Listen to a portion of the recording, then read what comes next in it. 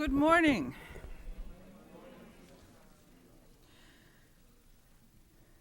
And peace be upon you. This is a wonderful event, and I'm happy to welcome you. I'm Susan Douglas, Education Outreach Coordinator for the Center for Contemporary Arab Studies. And I'm so pleased that we have such a nice audience. I know there's some traffic on the bridge, and so people will be coming in, but we must be punctual today because we have a big day ahead of us.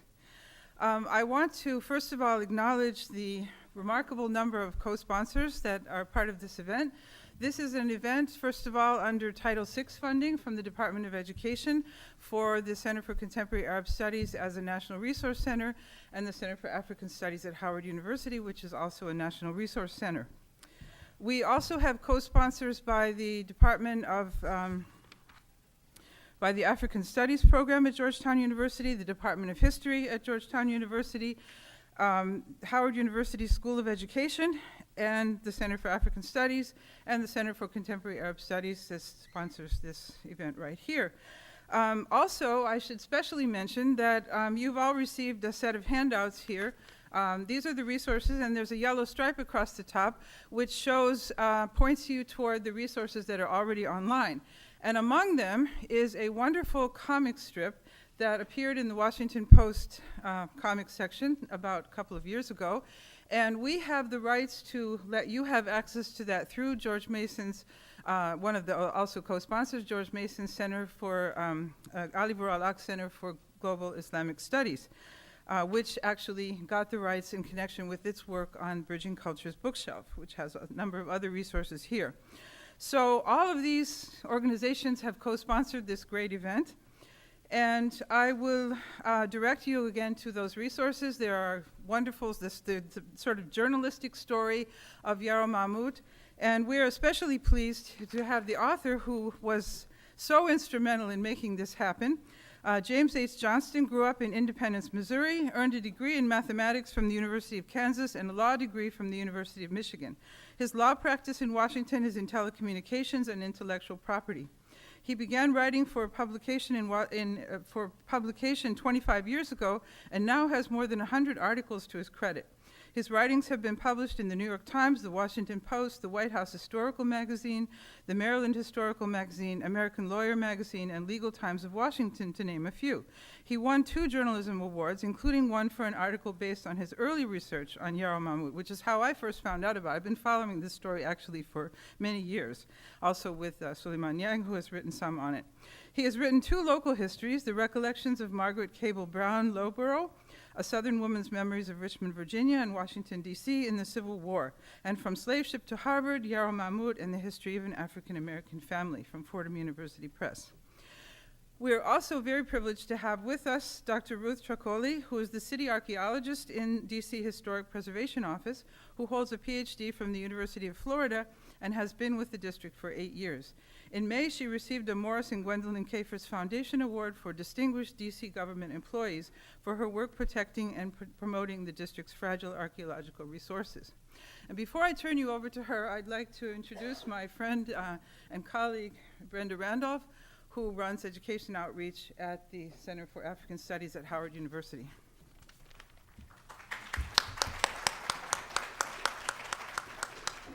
I'm happy to bring you greetings from the Africa in the Classroom and community, and that's what we're calling our new outreach program at Howard University. And as Susan said, we're one of the sponsors for this event. One of our outreach programs actually relates to today's program. It's called Discovering Africa in the Americas. What we do with this, and there's a little card for anybody who's interested, and I hope many of you will be, we invite teachers and members of the community to locate sites in DC and beyond that relate to Africa. This wonderful book was a part of an institute that we had this summer at Howard University, and we invited all the teachers to find sites in the Washington area that related to Africa. And I'm going to ask Leanne Rosenblatt. Leanne? Can you tell them what you did for your Discover Africa in the Americas site? I didn't give her forewarning about this. Hi, I think it would be easy to guess.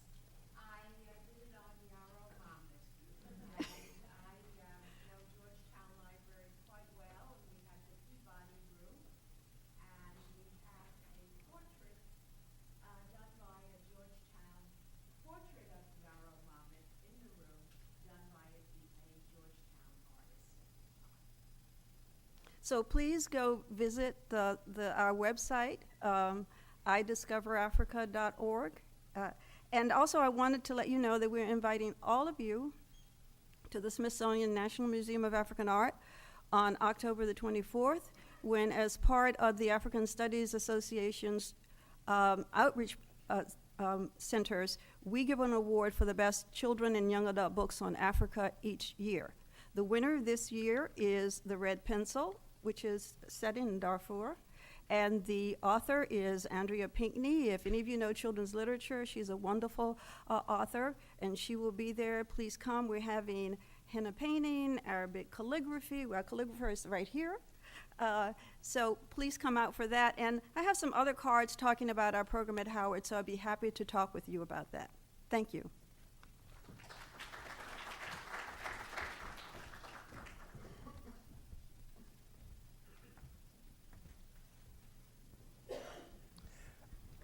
Good morning, I'm Jim Johnston. Ruth is leaving here. No, Ruth didn't want to be on stage. You can't see though, Ruth, if you sit there. You can't see the slides. I can see fine. And it's good to see you all here. I know people here, people who've worked on the archaeology, people who've helped on my research. And this is sort of a coming home because, you know, when you write a book, you're sort of alone for a long period of time. And when you finally get the book out and see people enjoy the book and come to a presentation about the book, it's inspiring, and I appreciate your coming. You know, I wrote this book not merely about Yarrow Mamout, but as a story of race in America. And so in my talk this morning, we're going to go through a little of that. And that's sort of the approach of the talk. But people always ask me, how did I get interested in this? So I always give that answer first. I was here at the Georgetown Library before the fire. And I was in this room, literally sitting at this desk. I'm actually going to try this pointer to see if it works, because sitting here, and I had gotten up, and over there was that painting. And, you know, it's sort of arresting, so I went up to it, took a look at it, and then there was a label on it then, and it was right down here, and it said, Yarrow Mamout, James Alexander Simpson, 1822. Well, you know, Georgetown does not have a reputation of being a big spot for African Americans, so to see a portrait like this in the library made me curious. I went home and I Googled Yarrow Mamout, and I saw this portrait by Charles Wilson Peale. You know, he did 7 life portraits of George Washington. And a friend of mine is the director of the Smithsonian American Art Museum, and I asked her if she knew about this painting. And she said no, but any portrait of an African American prior to the Civil War is rare, and I had 2 of the same man, and so she thought I should do something about it. And that's how this whole thing got started. I just got curious about why this painting was there and who this man was. And later, much later, I started asking why had no one ever done this before. So this is the story. And to tell the story properly, the first question is, why did we have slavery in America? And it started here. This is the Ark and the Dove landing in Maryland, in St. Mary's, Maryland in 1634. And you notice the Native American here wondering what's going to happen, and obviously not good for him. But when they came, Lord Baltimore, who sponsored the Maryland colony, said, you know, when you get to the New World, there's nothing there. They're just, you know, some minerals, forest, things. What you're going to have to do, you are not going to have anything of civilization. You're not going to have saws. You're not going to have hammers, nails. You're not going to have plates, utensils, clothing, fabrics, nothing. Everything you are used to in England or the Great Britain, you're going to have to import, which means you have to find something to export to pay for that. But whatever you do, you know, there are a lot of riches in this new world you can exploit, but whatever you do, don't do what the Virginians are doing. The Virginians were doing tobacco. Jamestown had been founded about 20 years earlier, and they discovered that tobacco was the big cash crop. People didn't smoke until the New World started exporting tobacco. And there was a rage going on in Europe for smoking. And so Jamestown and the Virginians were doing this big tobacco. Now tobacco, there are several things about the economy of tobacco that led to slavery. First of all, it requires an unskilled labor force, but a lot of labor. So there became agricultural factories called plantations, where you'd have all this unskilled labor growing tobacco and processing it. And at first they used indentured servants from England and the Great Britain, and then convicts from England and the British Isles, and then finally slaves from Africa. They decided that was the best kind of labor to use. And so it was tobacco that drove the slave trade. We often think of cotton and slavery, but cotton came almost 200 years later, or 150 years later. It was tobacco that led to slavery in America. Tobacco is also a very heavy thing to transport, and you've got to get it to England or it's worthless. So that meant all the plantations in this area and in all the plantations in America were around bodies of water. Because it's so heavy, you got to get it to a body of water to get it to a ship to England. And therefore, the first plantation area and the first tobacco port in Washington was here. And you probably don't know it, that's Bladensburg. That was on the Anacostia River. And so Prince George's County had all the tobacco plantations, and this, it's too bad it's silted up, but if you go to Bladensburg today, you can sort of see the primordial shoreline of this river, and you can see what the early colonists experienced and what the environment looked like then. Of course, it's all polluted, but it still looks the same as it did in 1650 when they started coming to this part of the world. Also, if you go to Bladensburg, go to this house, Bostwick. It was owned by a man, you're going to hear his name a lot during my talk, Christopher Lowndes, and he built this house. He was a slave trader. He exported tobacco to England. He imported the finished goods to sell to the tobacco planters. He was basically a businessman, a storekeeper, but he also he was a major slave trader. The Lowndes family, and there were 4 of them, 2 of them here, 2 brothers in Bladensburg, a brother in Liverpool, and a brother in St. Kitts.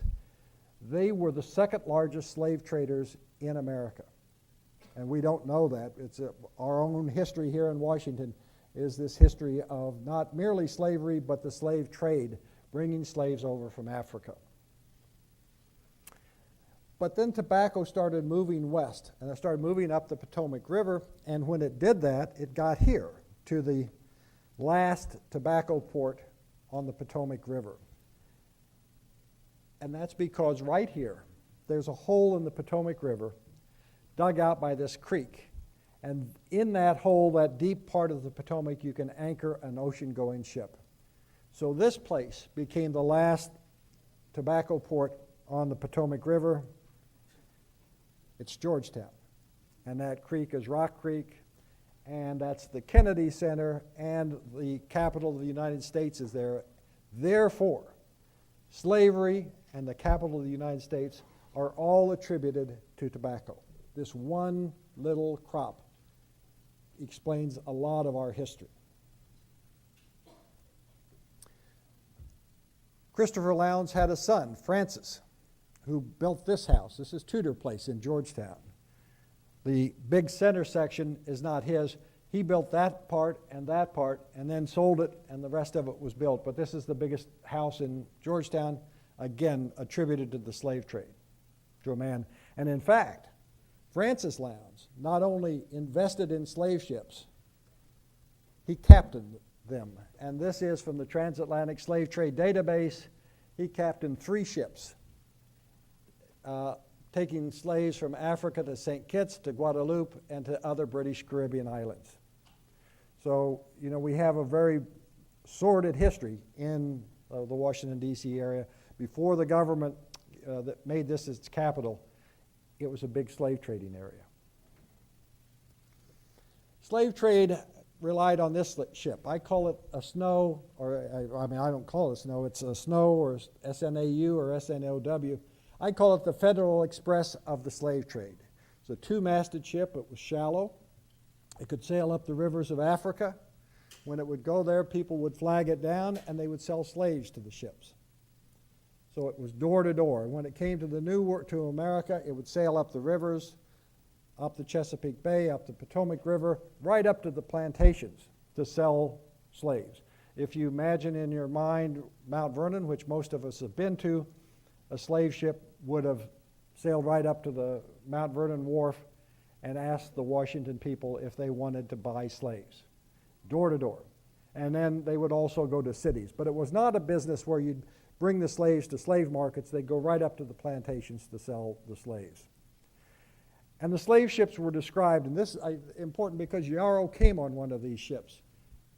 Their lodging rooms, this is by a slave ship captain describing it. Their lodging rooms below the deck are sometimes more than 5 feet high and sometimes less. And this height is divided towards the middle, for the slaves lie in 2 rows, one above the other, on each side of the ship, close to each other like books upon a shelf. I have known them so close that the shelf would not easily contain one more. Cramped for want of room, they are likewise in irons for the most part, both hands and feet, and 2 together, which makes it difficult for them to turn or move, to attempt either to rise or to lie down without hurting themselves or each other. The reason I include this, though, this is how Yarrow Mamout came to America. He didn't come on a 747. He didn't come on a luxury liner. He came as a slave on a slave ship. The man who wrote this, the captain who wrote this, was John Newton. He made 3 voyages to the New World at the time Yarrow came, the last being in 1750. Yarrow came in 1752. And John Newton gave it up and became a minister in England. And he was the leading religious force in England that abolished the slave trade. He also wrote the song Amazing Grace. So when we talk about civil rights today, that hymn is very important, and it's all attributed to a man who was a slave ship captain at the time Yarrow Mamout came to America. Yarrow himself was Fulani Muslim, and I deduced that just from his physical appearance. He's so unique.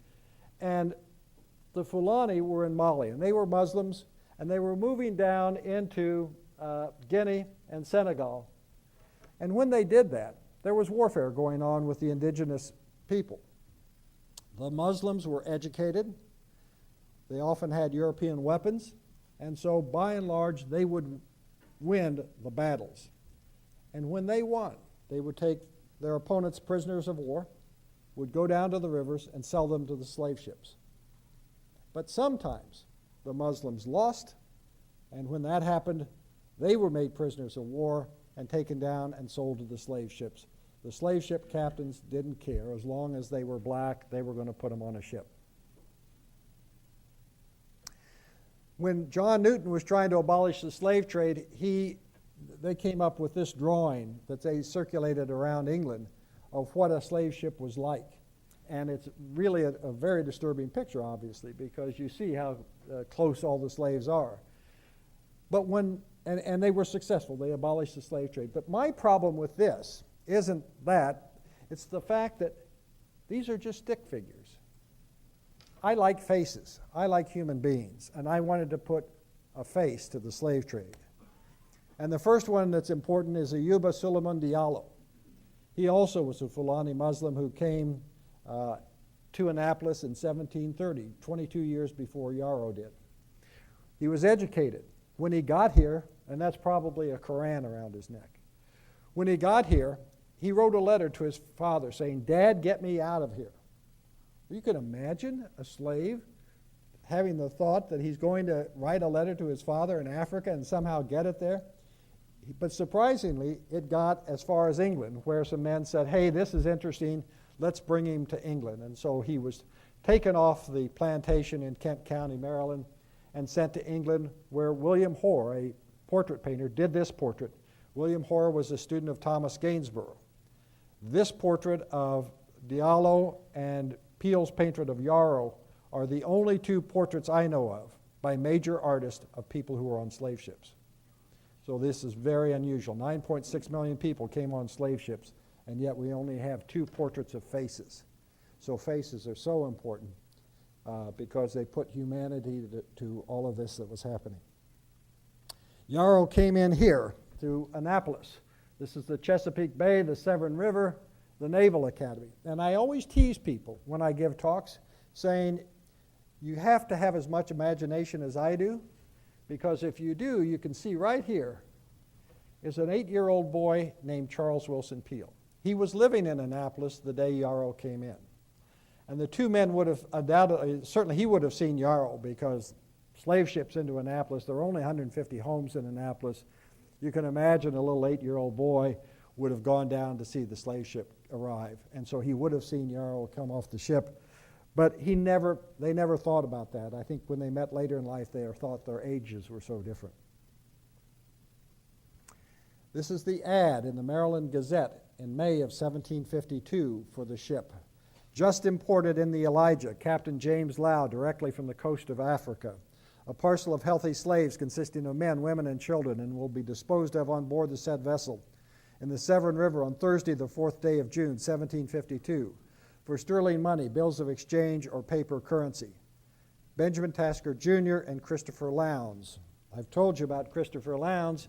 He had the house in Bladensburg. His son had Tudor Place in Georgetown, second largest slave trader in America.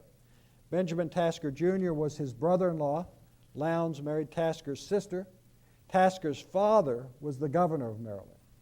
So that's how high up in the colonial government the slave trade went here.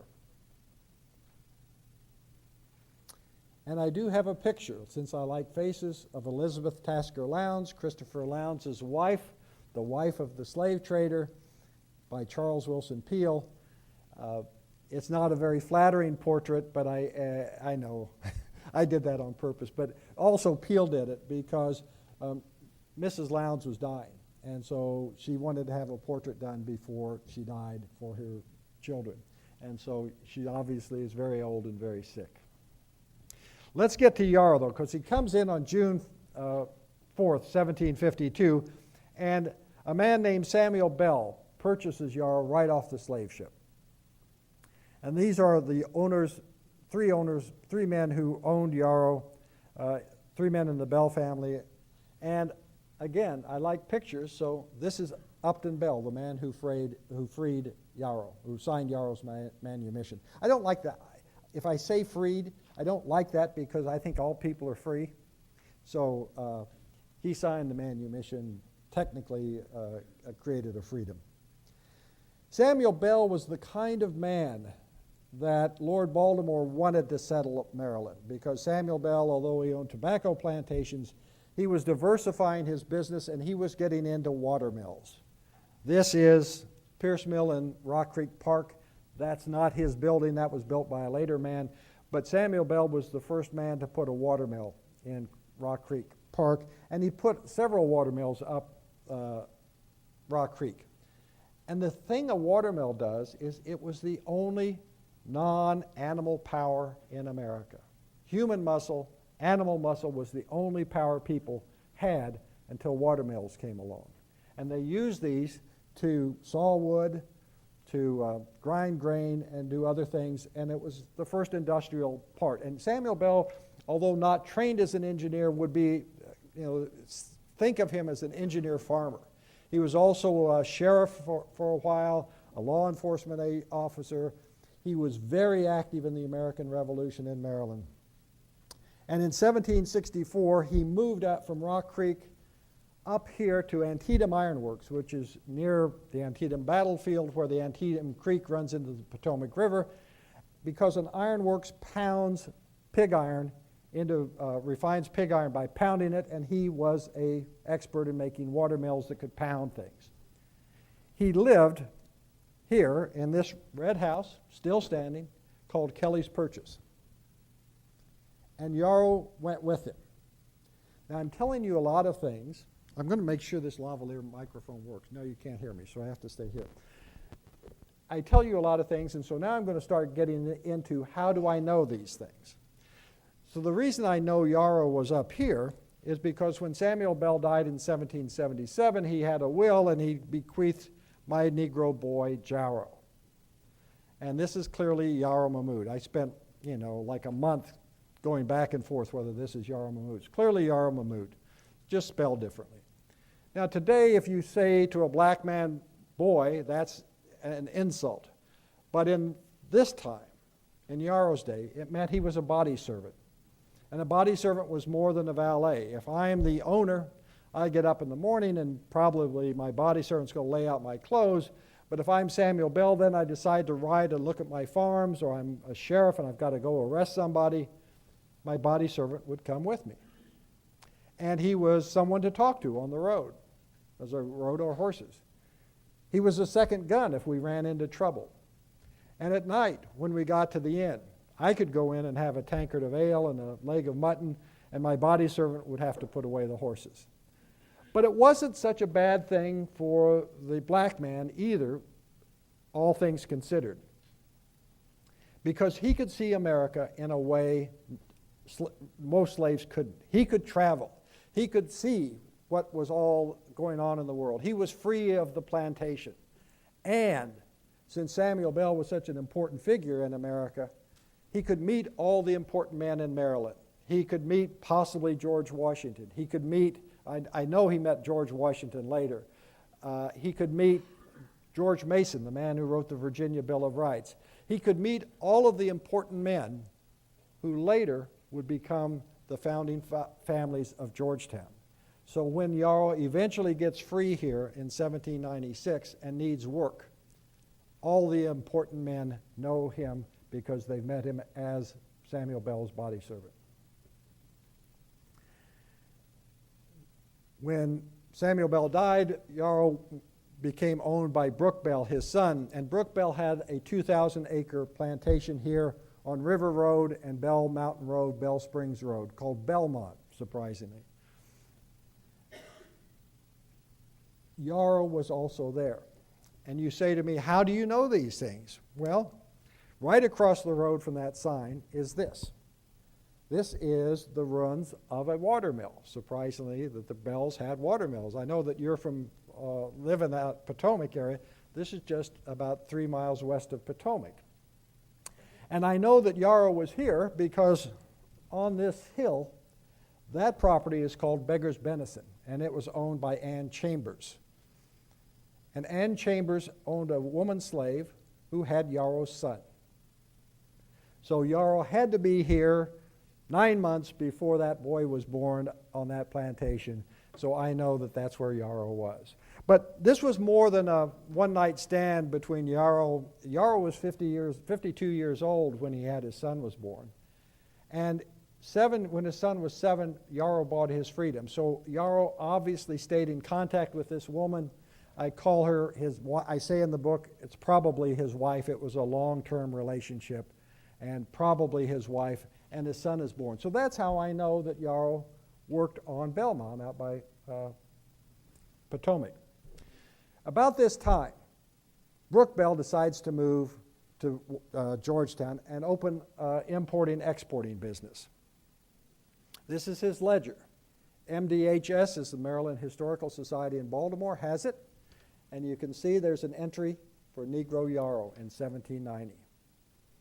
So Yarrow has moved to Georgetown with Brooke Bell and is doing odds and ends around Georgetown. Now, Brooke Bell, like his father, also got active in government, and he was the first clerk of the Montgomery County Court in Rockville.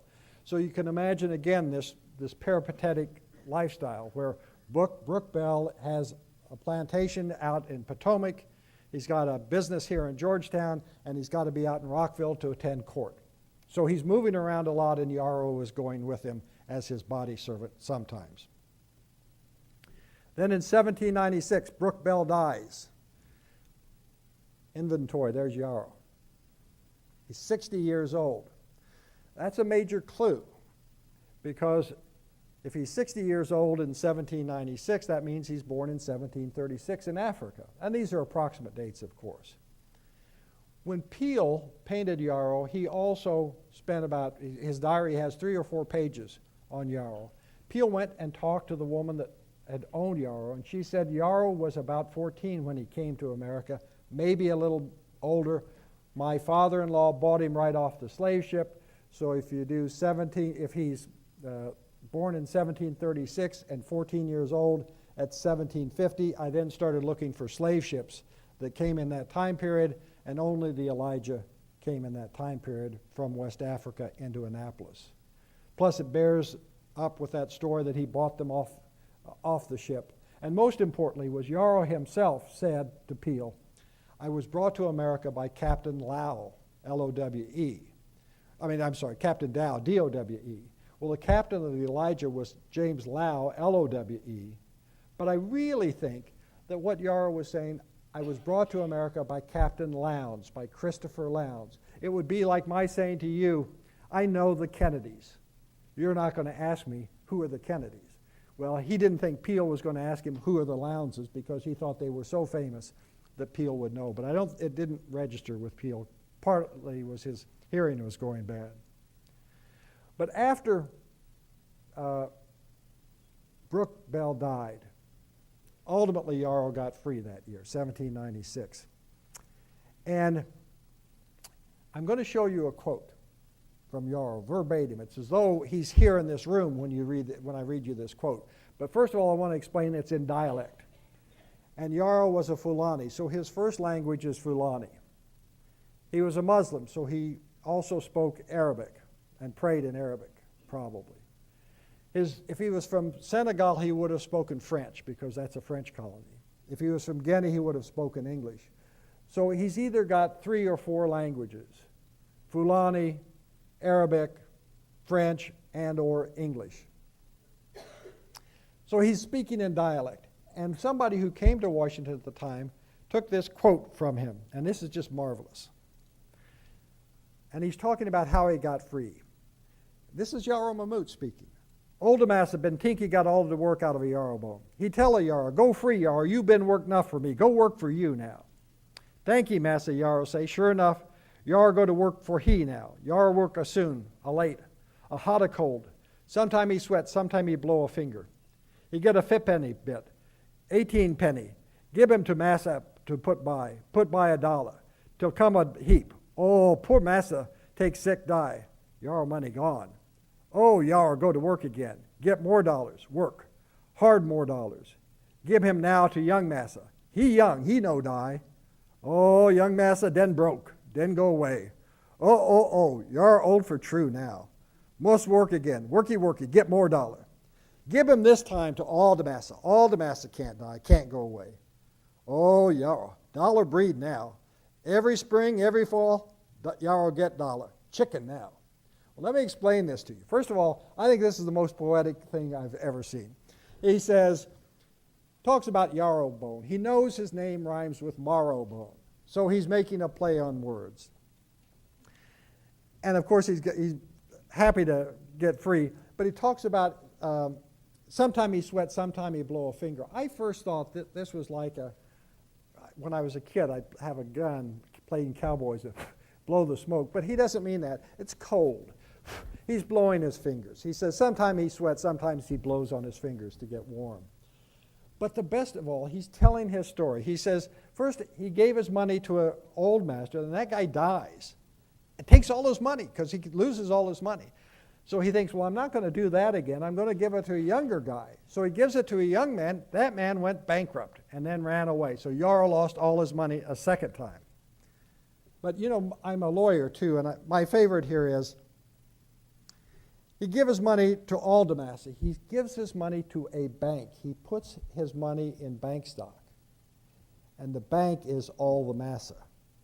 And somebody's explained to him, and if you're a lawyer, the term is that corporations have perpetual existence. So he says, Aldemassa can't die, it can't go away. In fact, it did, but he didn't think so at the time.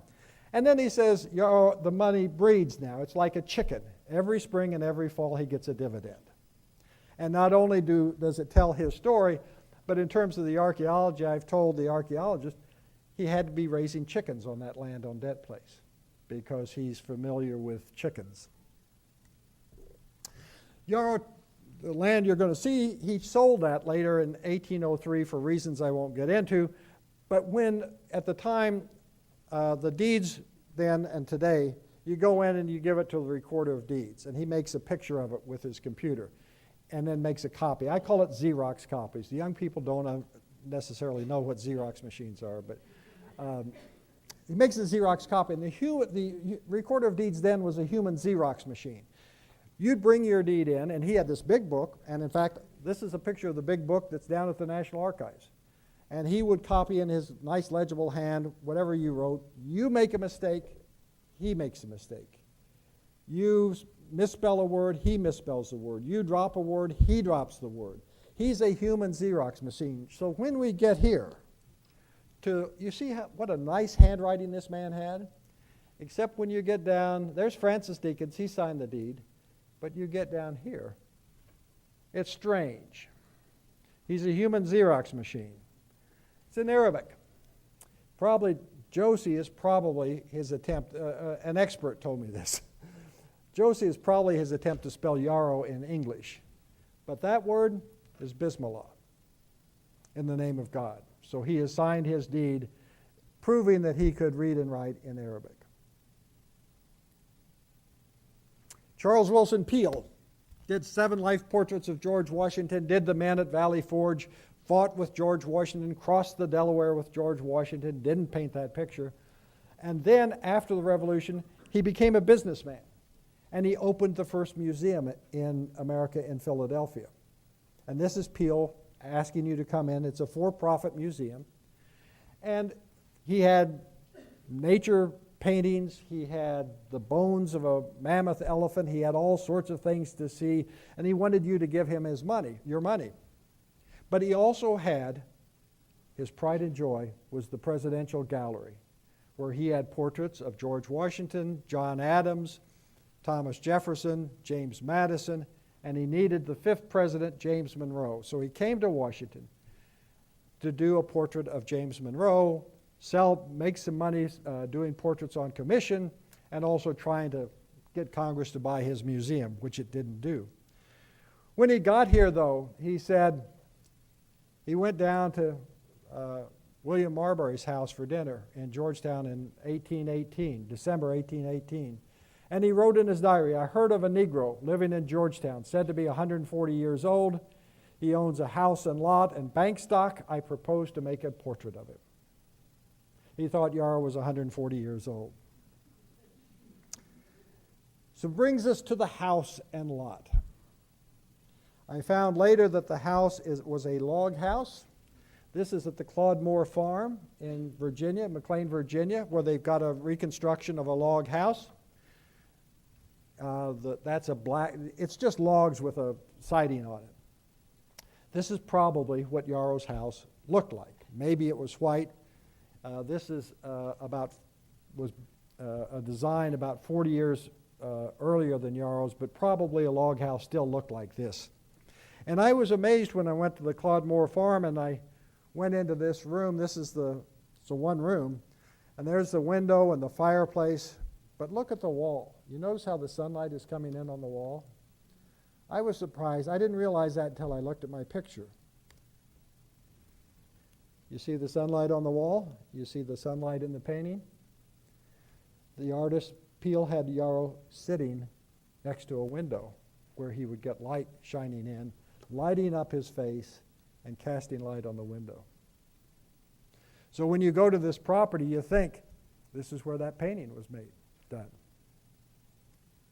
Yarrow died. This is in the Gettysburg Compiler in February 1823, undoubtedly written by Peale. Died at Georgetown on the 19th Ultimo, the prior month, 19th of January 1823. Yarrow, age 136 years. He was actually only 86. He was 83. He was just 6 years older than Peale. But Peale believed this. Yarrow was interred in the corner of his garden, the spot where he usually resorted to pray. The archaeologists will talk about that. It goes on to say he lost his money twice, but my favorite is Yarrow was never known to eat of swine nor drink ardent spirits. He was a good Muslim, would not eat pork or drink alcohol, supposedly. Except when you look at the second obituary from the Georgetown Metropolitan, January 25th, goes through a lot of things saying that he was a brickmaker. He was one of the best brickmakers in Georgetown. In fact, could command 1.5 times what white brickmakers could. He burned charcoal. And again, we come down here, though, to the end. He was a Mahometan, drank no ardent spirits, but would swill cider with anyone. So with my remaining time, let me go through the rest of the family as quickly as I can. His sister was Hannah, Free Hannah, or Hannah Peale, and Hannah, I think, worked here at Hungerford Tavern in Rockville. as a slave. And I haven't told you something. The Fulani had naming conventions. So you can learn something, and Janet Stanley, who is here, helped me with this. When a child was born, the Fulani would go to a holy man and say, what should we name this child? And a woman's fourth child, if he was a boy, one of the names was Yarrow. So Yarrow tells us that he was his mother's fourth child. And if he was a boy born on a Monday, one of the names was Muhammad or Mamout or Mamadou. So that's how he got his name. Yarrow Mamout doesn't mean a fourth child born on a Monday, but it tells us that he was his mother's fourth child and born on a Monday. Neither of those is last names. And in fact, he treated Yarrow as his last name because his son was named Aquila Yarrow. So when I looked at the slaves at Hungerford, I see that there's another Yarrow there. So that guy's Fulani. Yarmouth, that's a common slave name. I think it's Fulani Yanus. Isaac could be the Fulani Yashaka. Hannah, I think, is his sister, and Calabi was Hannah's daughter. So there are at least 5 Fulani working at Hungerford's Tavern in Rockville. Yarrow's owner is the clerk of the court. Yarrow would go out there as his body servant, help him go out to Rockville, and then he could go over to Hungerford's Tavern and meet with people from the old country and speak probably Arabic. Also living in Rockville was Josiah Henson. The novel Uncle Tom's Cabin was based on his autobiography. And so I don't want you to think that it was really a lot of fun to be a slave. And so I just put this in here to show you the other half of slavery. And these are people. Josiah Henson was owned by the same family that owned Yarrow's sister. And Josiah Henson wrote this: "The overseer, Bryce Litton, beat my head with a stick. Not heavy enough to knock me out, but it drew blood freely. He suddenly seized a heavy fence rail, and rushed at me with rage. The ponderous blow fell. I lifted my arm to ward it off. The bone cracked like a pipe stem, and I fell headlong to the ground. Repeated blows then rained on my back till both shoulder blades were broken, and the blood gushed copiously from my mouth. My sufferings after this cruel treatment were intense. Besides my broken arm and the wounds on my head, I could feel and hear the pieces of my shoulder blades grate against each other with every breath. No physician or surgeon was called to dress my wounds, and I never knew one to be called on Riley's estate on any occasion whatever. A N-word, will get well anyway, was a fixed principle of faith, and facts seemed to prove it, justify it." So just because I have smiling pictures of Yarrow Mamout, don't think that slavery in this area was that way. He was treated very differently from most slaves, and this is the way they were treated. His sister's daughter was Nancy Hillman. Nancy was lived in Frederick, Maryland. She's his niece, also in Frederick, Maryland. That was, at the time, a very strong legal community. A lot of judges were coming out of there, including Chief Justice Roger Brooke Tawney, Chief Justice of the United States. And he would have known Yarrow's niece, Nancy, because she was in a prominent black family there, and they were prominent enough to be known by everybody. But Chief Justice Tawney wrote the opinion in the Dred Scott case, and he said African Americans had for more than a century been regarded as beings of an inferior order and altogether unfit to associate with the white race. So when I was doing my research, this was a horrible opinion, and they wanted to abolish the Supreme Court because of this. So here at the cemetery, Nancy Hillman was buried in the cemetery, and she was Catholic. This is the Catholic cemetery in Frederick. That's Nancy Hillman, not her, but this is the black section of the cemetery. If you look across by that obelisk, you come to the tomb of Roger Brooke Tawney, the man who thought blacks were unfit to associate with whites, and yet he is spending eternity with blacks.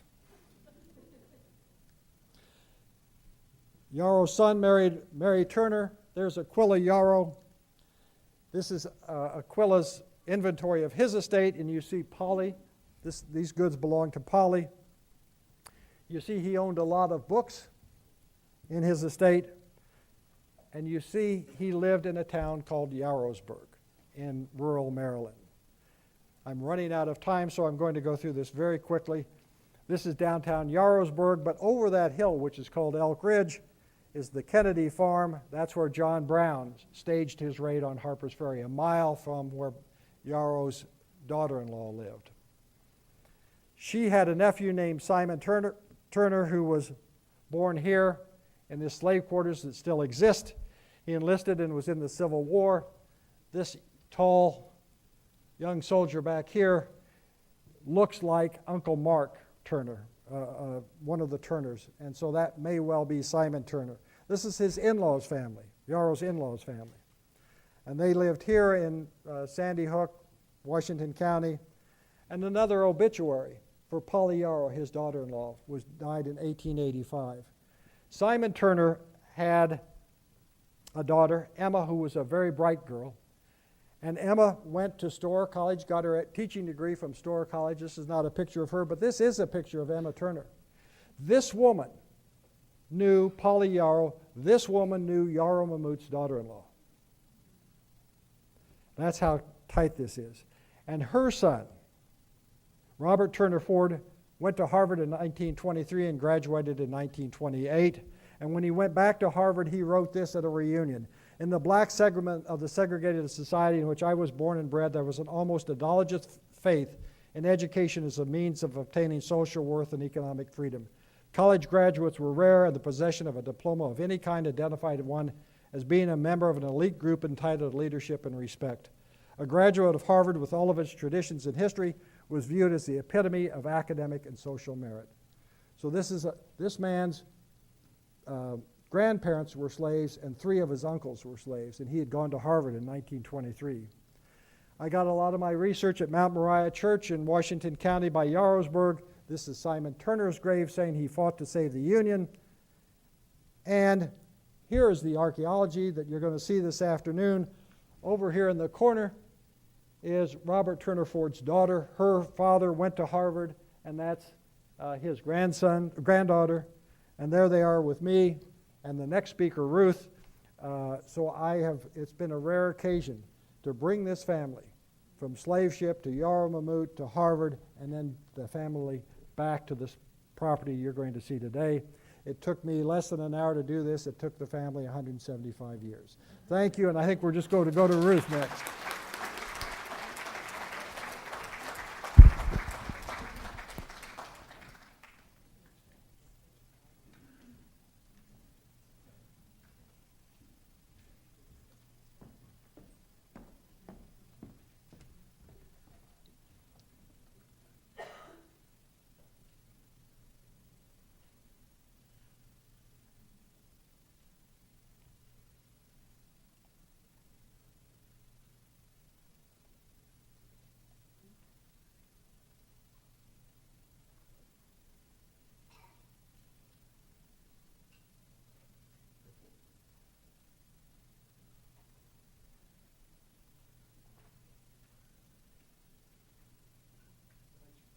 I know there's a slideshow button, I just can't find it.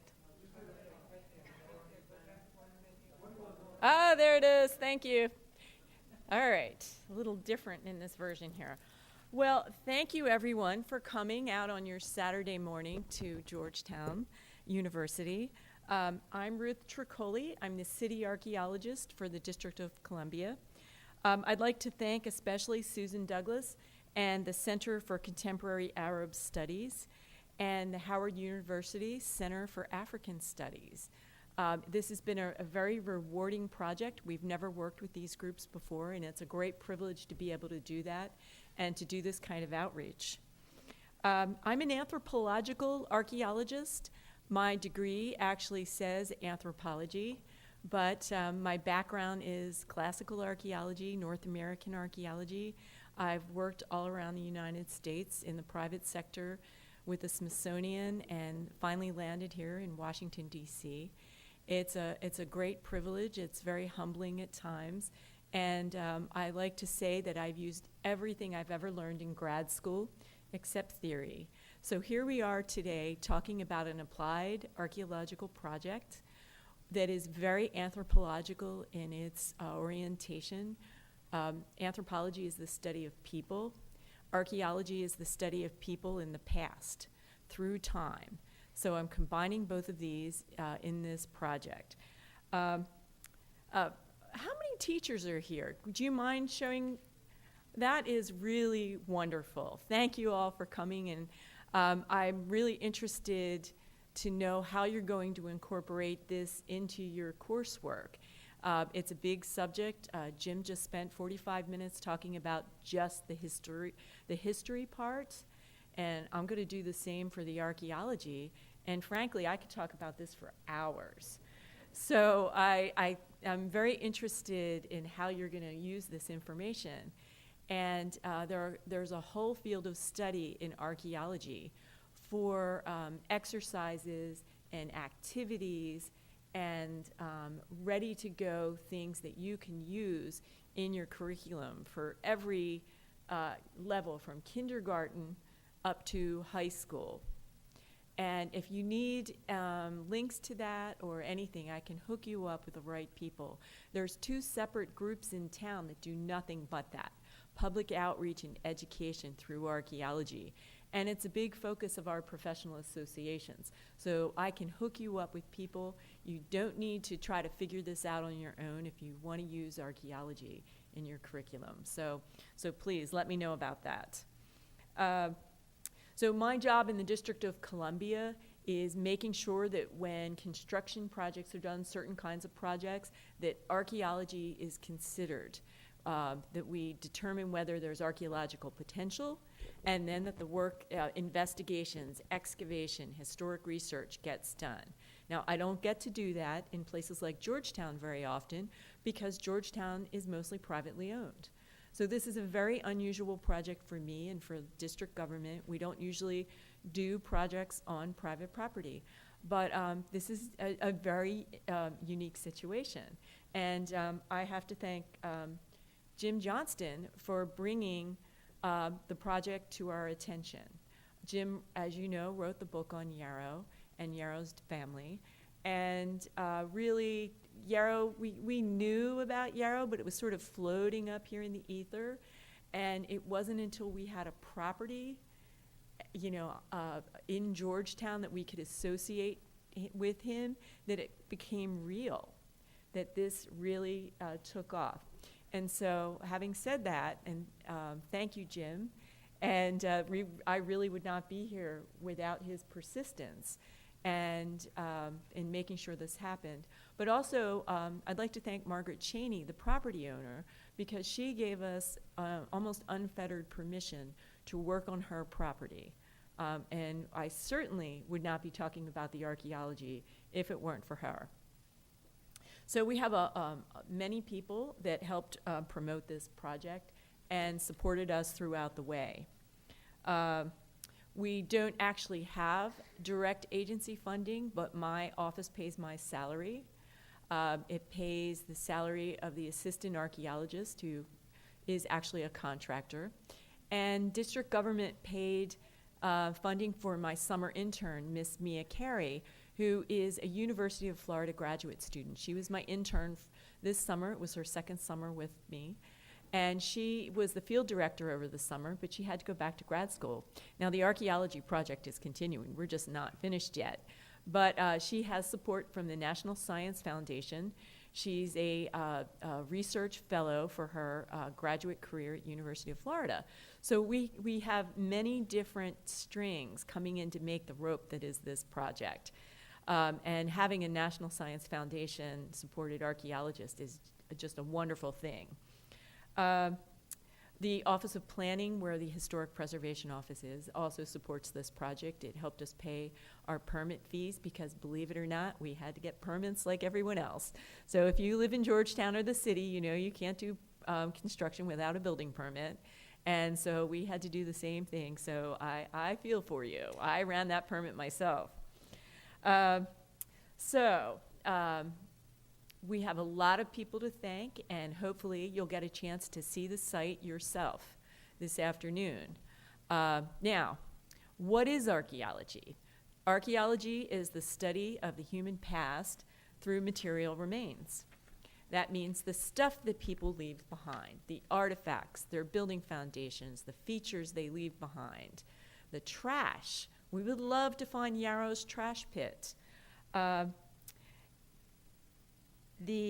historical archaeology is a special subfield of archaeology that also incorporates the use of documents. So we do a lot of archival and documentary research. We could not do this project if we did not already know that Yarrow lived there. And how do we know that? We have the deeds, we have the records. We also have oral history. We can talk to the neighbors that live there. We can talk to the descendants of Yarrow's family that Jim just told you about. One of the things archaeologists don't do is dinosaurs or fossils. And one of the beauties of archaeology is that it's both a science and a social science. So we use scientific methods for accessing the past. But it's also a social science, and it gets a little squishy because we have to interpret that, the material that we dig up and what we find. And in that sense, there's a bit of storytelling involved. So one of my favorite definitions of what archaeology is, or what I do as an archaeologist, that it's part science, part storytelling. But it's important to remember that the interpretations of archaeologists are based on evidence, the facts, the things that we dig up. It is evidence-based science. Now, one of the major goals of the project is to run a community-based program that engages and educates the public. And the second goal is to conduct more traditional types of historic and archaeological research. Yarrow's story is a unique story, and it provides a powerful way to engage the community, both the Muslim community and just the district community in general. The work that we've done on the property this summer has been, we've just been overwhelmed with the amount of support. We have the neighbors, we have the community, the Muslim community, just the walking tours that stop by. I mean, it's been phenomenal. We've had hundreds of people come out and support us. So we've been very successful in engaging the public in our interpretation of the past and in this project. One of the research avenues that we're looking at is the Muslim experience in America. It's very difficult to research slavery. And the slaves themselves often, you might know a name in a document. One person's whole life may be mentioned in one of those slave registers on a ship once. Slaves at that time, when Yarrow came over, and during the early period of the American country, African Americans did not leave deep trails in the documentary record. They left very light footprints. And one of the beauties of archaeology is that we can fill that out with material remains, with direct evidence of what people left behind. The material, their trash, quite literally their trash. I can't tell you how happy I would be to find a trash pit left by Yarrow, because it would include food remains of exactly what he ate, the food he prepared in his house, the dishes that he used, the glassware, and the things that were used by him on a day-to-day basis. We cannot get that from the documentary record. Jim's worked on this for 10 years, and you saw just the very few things we can really glean from Yarrow's direct life. So we really hope that archaeology is going to give us the ability to fill out that picture. We want to know what Yarrow's house was like on that lot, how it was made. Did it have a foundation, or was it a post and beam structure? Did he have a well? Where did he get his water? These are the kind of things we'd like to know. Yarrow was a brickmaker. Did he use bricks in his house? Was it a wood superstructure? We just don't know. It's a great big mystery. So, and if you like mysteries, maybe archaeology is the career for you. But the lack of written records is exactly why it's so important to conduct archaeological work. Yarrow was just a unique figure for so many reasons, and we know about him because we saw the paintings. But really, we would not be aware of him if it weren't for those paintings. Now, when you think about Georgetown at the time period Yarrow was here, over 1/3 of the population of Georgetown was slaves or freedmen. African Americans were a huge part of the Georgetown community, yet that is not anything we realize in our everyday history. So you have to be very familiar with the research on Georgetown to know that. It's not part of our popular culture. Yet, here we have one individual who is so important that just sort of floated under the mainstream. Oh, and I'd also like to say that one of the other things about archaeology is that we have the ability to give a voice to the voiceless. So it's not just slaves or freedmen, freedwomen, but it's also children, women, any indentured servants, any other individuals that may not have contributed to the documentary record. Anyone who is illiterate may have signed their name with an X. We really wouldn't know very much about them. So again, archaeology is one way that we can give the voice to the voiceless. Concerning our community outreach, we've been able to give fence talks. We call them fence talks, but that's when you come to the site for a tour. So most days that we're out there, you can come by the site and see what's going on. We'll give you personal attention. Now, if you're interested, we're going to do that this afternoon during our lunch break. We'll break you up into two, and if you've got the appropriate footwear, we'll take you for a visit, and you can see the archaeologists working. We have a whole crew out there today. Fortunately, the rain held off, and you're going to get a look at this firsthand. If you want to keep up with our project, there are handouts. We have them over here. You can pick one up, or you can pick one up at the site. You can keep up with us by our Facebook page. Mia Carey, the grad student I mentioned, has a blog. And there's also a donation page. So I've mentioned the neighbors, and Jim Johnston got together and set up an account for us with the DC Preservation League. And the backhoe, you're going to see images of this in a moment, and some of our other equipment was the funds for that were supplied through this, the funds provided by the neighbors. So we would not be able to do what we're doing without their support. So take one of our handouts, keep up with our project on Facebook, please like us. So one of our most significant pieces of outreach was a prayer service that was held on the site on August 14th. We had a very distinguished crowd come out. You can't get on the site without signing a liability waiver as part of our agreement with a property owner. And we took in 85 waivers that day just for people that were attending the service. We now have a working agreement with the American Islamic Heritage Museum, and we gave a talk there last weekend. Members of that community have come out and taken tours. They brought their children to the site, their family. They volunteered. They're an integral part of the project. Now, to focus more closely on the archaeology, there are 4 aspects of an element or elements of an archaeological project, like the one we're running. The documentary research, where we use various kinds of maps. This is a based real estate atlas map, and you can see all the different properties, the lot numbers, and the types of buildings that are there at a given time. There's also the field investigations. That's where we get out there and get dirty and dig in the dirt. That's my favorite part. And we've been very fortunate. We've had people come out every weekend, some during the week too, to help us with our work. Some of the people are actually here in the audience.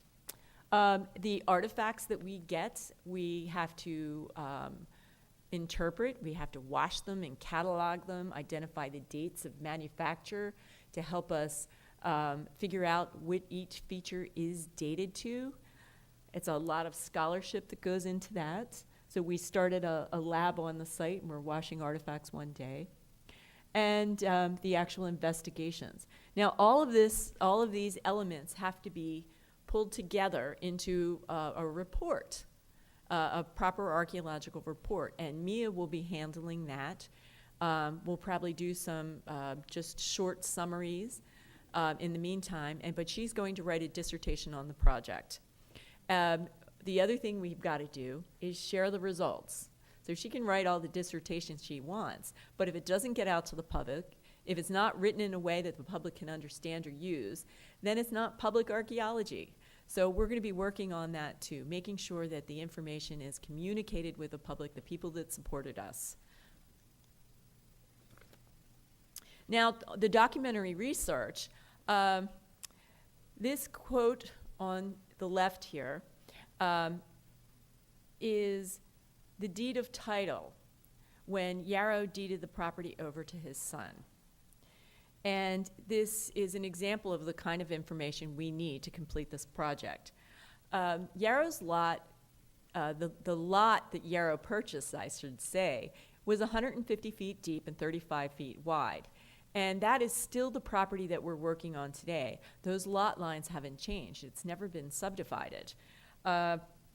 It was a Beatty and Hawkins edition tract, and it was lot number 17, 217. The reference in here to to 6th Street. 6th Street is now Dent Place. So one of the challenges with all of this is when you're looking at these documentary records is the lot number has changed, the street number has changed, and now there's a different square number. So once you start going back and doing the archaeology of the documents, you have to really focus on what you're looking at, because all of these numbers have changed through time to make sure that you're looking at the records for the right purpose and for the right lot. Jim can tell you this, we initially focused on the wrong property when we were looking for Yarrow's lot. But once you start parsing the documents, you can make this all come together. Now, the property itself has changed through time. This is not static.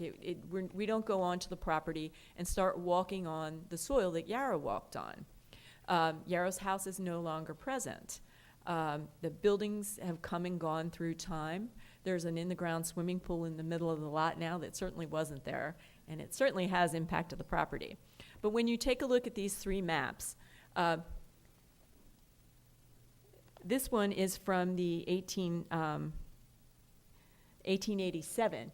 You can see that there were two buildings. This is probably a coal shed. This is the house. The house that was on the lot was there from the 1850s. And you can see there was an addition put on it. This is a surveyor's plat from the surveyor's office from 1921. And this addition was put on. There was a shed, and in the backyard you can see there was a chicken house. So can you imagine having chickens in Georgetown today? Well, we think they had chickens nearly into the 1950s. And then this plat shows the property at the time it was sold, and it is from 1950. The chickens were gone by then, but they were probably there fairly late.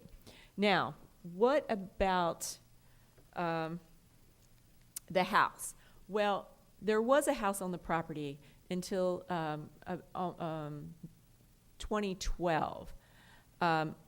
This is what the house looked like before a giant tree fell on it in one of those really nasty storms. A very old, large oak tree just cleaved the house. And unfortunately, it was uninhabitable, and it was vacant and left for a while. And because it's a historic district, it was quite a big deal for an 1850s historic frame house to be left vacant until it deteriorated to the point that the city had to come in and raise it. So when we started the project, this house had already been raised. The superstructure, the wood members had been removed, and we essentially started with a vacant lot. So one of the first things to do in an archaeological project is to understand what you're getting into. We have the documentary records. We know this is Yarrow's lot. We want to start digging. So we brought in a geoarchaeologist. We wanted to understand what the soils were like. So here we are. This is Dr. Dan Wagner. He donated his time and effort. He came into the backyard. You could see the retaining wall at the rear of the yard, and did a series of soil cores with a hand auger. And here he's laying them out. And this is a soil core showing from the top soil on down the column to the deepest soils. And the soil preserves a physical record of the property. He's a geoarchaeologist, but he's also a soil morphologist. And one of the really interesting things is that soil changes through time. It ages. And if you dig a hole in the soil and you come back 100, 200, 500 years later, you can still see evidence of that hole in the soil. And that is one of the things an archaeologist looks for. So if Yarrow may be buried on this property, we would see evidence of a shaft because of the changes in the soil. So I mentioned that archaeology is a science, and one of the ways we approach this is systematically. We laid out a grid over the property and dug shovel tests on a 10-foot grid, and we did this systematic shovel testing. Now, shovel tests are small holes, about 20 to 30 inches in diameter, and you dig down until you can't dig any further or until you hit subsoil. So sometimes you go down 3 feet. Other times we hit brick rubble and you had to stop at 6, 8, 10, 12 inches. But we did this all across the property, and as you can see, where there was rubble, it was pretty hard physical labor. Look at the pile of bricks here. You can see the swimming pool, and this is the vacant front part of the lot. You can see it's hemmed in closely by houses to either side. In the rear yard, you can see there's the retaining wall at the back. And where you don't have as much rubble, the shovel test can be much deeper. And here's a good example. And when you look into it, you can see the different colored soils as you get deeper. And here's a screen. So we were screening all of this through 1/4-inch mesh so we could get the artifacts, so we could retain the artifacts. One of the interesting things is the front yard had a lot of rubble, and in the rear yard we had very little rubble. So it looked like the rear yard was going to be more intact. So we went in next and we opened up a test unit. A test unit is a square, usually 3 feet square or 5 feet square, that you sink down and you dig until you hit subsoil. Subsoil is old soil. It's intact. It's much older than people would have been here. So this is what we're doing here. It's a 5-foot square, and this is in the very far southeastern corner of the lot. The terrain is very sloped. We put that unit there because the obituary says that Yarrow was buried in his yard where he prayed, or in his garden. And we were thinking that perhaps the garden would be at the rear of the lot. So we started this unit. It went down over 4 feet. We finally had to stop because it was unsafe. We were afraid of the sides collapsing. And we never hit subsoil. So that tells us in this southeastern corner of the lot, there's over 4 feet of cultural deposits. That soil buildup that wasn't there when Yarrow was there. It's all subsequent to his occupation. So we were wondering, how are we ever going to dig that much soil with volunteers and in the short amount of time we have? We can't do this forever. So we decided the next thing to do was to bring in a mini backhoe. And we knew that when the swimming pool went in, they took all the back dirt from the pool and they smudged it out over the rear of the lot where it was slopey to make it more level. And the property owner, behind the backhoe is the fence for the pool, and this was her patio here. You could see the little retaining walls. And then this was the rear part of the lot where she kept her gardening equipment and the ladders and, you know, bags of mulch and those kind of things. It was hidden from view by this little retaining wall. And the mini backhoe came in and it stripped off nearly 2 feet, or actually over 2 feet of fill to create a nice bathtub-shaped unit, or it's really what I call it, it's our bathtub, that allowed us then to put our test units in right on the buried surface that the geoarchaeologist had told us was down there. So you can see this is pool fill here. And you can see in the wall that it's kind of orangey. And then this is much more gray. That's because that was the backyard in 1980 when they dug that swimming pool. And then they covered it over with all of this lovely pool back dirt that's here. So this allowed us to put our test units in without spending hours and hours digging the first 3 feet by hand. And we put in our first few units. And what is really interesting is that we just keep finding things. We have 215 years of landscape history here, of things that people do to their property. And we are trying to tease out what Yarrow would have done and the Yarrow occupation. But in order to get down to that level, we have to dig everything above it first. So we're having quite a lot of fun doing it. But you can see we opened several units, and this unit here is that unit there. We finished digging it, but we keep finding features. Now, features are non-portable archaeological remains. Things like building foundations, wells, fence posts, trash pits, walkways, all kinds of things that you would do to your property and leave behind, permanent things. Essentially, we're chasing these features. Here's Mia in a unit, but she started in this unit. She had a post hole here. She had to extend this unit to get this post hole. We have Charlie working in a unit here. We have someone in a unit there. As they dug that unit here, that's the same unit here, we had to expand it to get the feature that extended between both of them. And it keeps going. So now we are, each one of these units gets a letter in the alphabet. They're 3 feet square. We are going to be opening up to letter S before we're done back here. So we're taking this out. We'll be taking out the last of these units. We started them today. You'll get to see this if you come out. And we're going to dig down to sterile subsoil. And what are we finding in all these units? Well, we're finding an awful lot. But first, let me say a little bit more about the landscape. This is the test trench we did with the backhoe in the front yard. And you can see this is 4 feet of fill deposits. This would have been next to the house, fairly close to the street. We did the test perpendicular to the street, nearly 50 feet long. And it's just crazy, 4 feet of stratified fill deposits, including this giant, nearly a foot thick of coal ash and coal deposits. So that tells us several things, that the property, part of the property was fairly low, close to the house. So we'd sort of given up on the area near the house because it seemed to be very disturbed. And yet, we decided to go back and look at it a little more closely with a second backhoe test.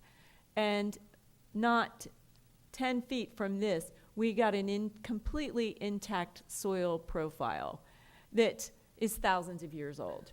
So we are just flabbergasted by what people have done to this property and the landscape changes that are encompassed in it. One of the other things we did was ground penetrating radar. It's a very high-tech tool. It's very useful for finding things like house foundations, burial shafts, that kind of thing. But the heavy clay soil really is less than optimal for this technique. So Elizabeth Wilson of Tomb Geophysics came out over a couple of days and ran her equipment over the property on a grid. So here she is, and you can see the flags for the grid points. And we did not get the kind of results we would have wanted. All of that fill in the front made it very difficult to get more than 4 feet through the soil. Here's the preliminary results. Now this upper part shows the GPR results at 2 feet deep, and then the GPR results at 4 feet deep. Now, ground penetrating radar shoots a special kind of radar signal through the soil, and it bounces back to the unit which collects it. So you can sort out, based on the time that it takes for that to happen, the different depths that it can penetrate. And when it hits impenetrable things, you get this darker red radar signal. So when they raised the house, they smudged the debris all over the front part of the property. And when you walk, you can actually feel it under your feet. The brick rubble, crushed brick and wood, anything that was in the house at that time sort of pops up every time it rains. Scrub brushes, the dog bowl, the broken toilet tank. It's all on the property, and it's sort of crushed. And that's what you see in this smear. But when you look at the slice from 4 feet below the ground, you have a much more compact reading. And at 4 feet is where you would be in the cellar hole. And this is the footprint of the house superimposed over the ground penetrating radar readings. So we'd hoped for a little more than the location of the house that we know where it was, but we do have some other interesting anomalies that we're working on now. So this is actually what the house foundation looks like. When they raised the house, this is the back porch that was added in 1921. You can see the fill in the front yard. And you can see the debris just scattered throughout the property. And that trench that I mentioned with 4 feet of fill was right here. And yet right here, adjacent to it, we're getting completely intact soils. Now we used the backhoe, we took this material off, and yesterday we shovel scraped this area looking for more features, and we have 3 features in that area. And that is how we're going to find a possible grave shaft, or remains of Yarrow's house, or a well, or a trash pit. So what have we been finding? Well, we have a wide range of artifacts. We have everything that you would have used in your house: food remains, animal bone, toys that your kids would have played with and lost in the backyard, jars and bottles and crocks and dishes, nails and tools that were dropped. Everything you can imagine we've been finding. Beads and jewelry. We have a dog tag from 1910 that says dog tax paid, and it was a little heart-shaped thing that you would put on the neck of your dog collar. It's been absolutely amazing. Horseshoes. These are my favorite. These are porcelain doll legs. They're German porcelain, and these would have been from the period of 1870 to 1890. They have these adorable little painted garters right on the legs. Marbles, clay marbles, glass marbles, porcelain marbles. Little army soldiers, plastic army soldiers, World War II vintage uniforms. Looks like things I grew up with in the 60s, you know? So whatever people had on the property, they lost or discarded, it is there in the deposits in the yards. So because we have so many deposits from so many time periods, identifying and limiting, determining which deposits are Yarrows is going to depend on the artifacts. We need to get down to deposits that are tightly defined with artifacts from that 1800 to 1820 time period. So specific kinds of glass, specific kinds of nails, and especially historic ceramics that have very tightly dated manufacturing ranges. It was a major industry. It's very well documented. People advertised. So finding ceramics with maker's marks like this that allows us to identify the pattern and who made it is really, really important. So the artifact analysis is going to be absolutely critical for this project. And finally, we have all of these different features. We have a wood box that's fairly early, and sometime later somebody came in and dug a hole and put a fence post in it and put some rocks in the bottom to hold the fence post up, and that truncates our lovely little wood box. We have other kinds of post features. So this is rock with some bricks, and you can see a stain of a post here. You can see the original soil left intact. Somebody dug a hole. You can see pretty clearly there. So that's the intact soil around it in the orange and yellow. They put the rocks and the brick in the bottom. They put a wood post in, and they filled it all back over. So you can clearly see that in these sections. And so we spend a lot of time digging them. It's got to be drawn and photographed and then carefully excavated. This soil needs to be separated from this soil. This soil has to be taken out separately. So all I can say is it's more fun than but then again, I'm biased. So, but if you're interested, please come out and volunteer with us. And you can see this. This was the hole they dug to put this wood box in.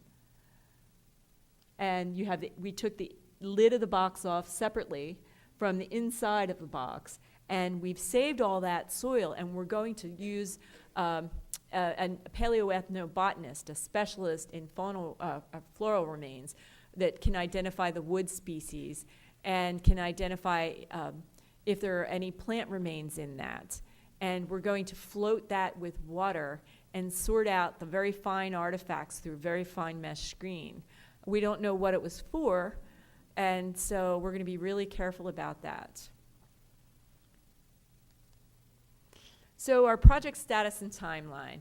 Well, this is one of those interesting projects that you keep chasing features, as I said, and we are having a really hard time digging stuff out quickly. So I hope that we'll be able to finish up that area in the backyard, in the bathtub, with all those connected units in 3 weeks. And then at the end of that, what we would do is we would bring the backhoe back again, fill everything back in, and then start working the property over area by area with the backhoe and scraping carefully and looking for any other features that we might have missed. Now, the bathtub area that I showed you is a very nice sample of what is on the property. We should have a really good idea of what the occupants on that property did through time. But really, we have no idea how Yarrow used his property.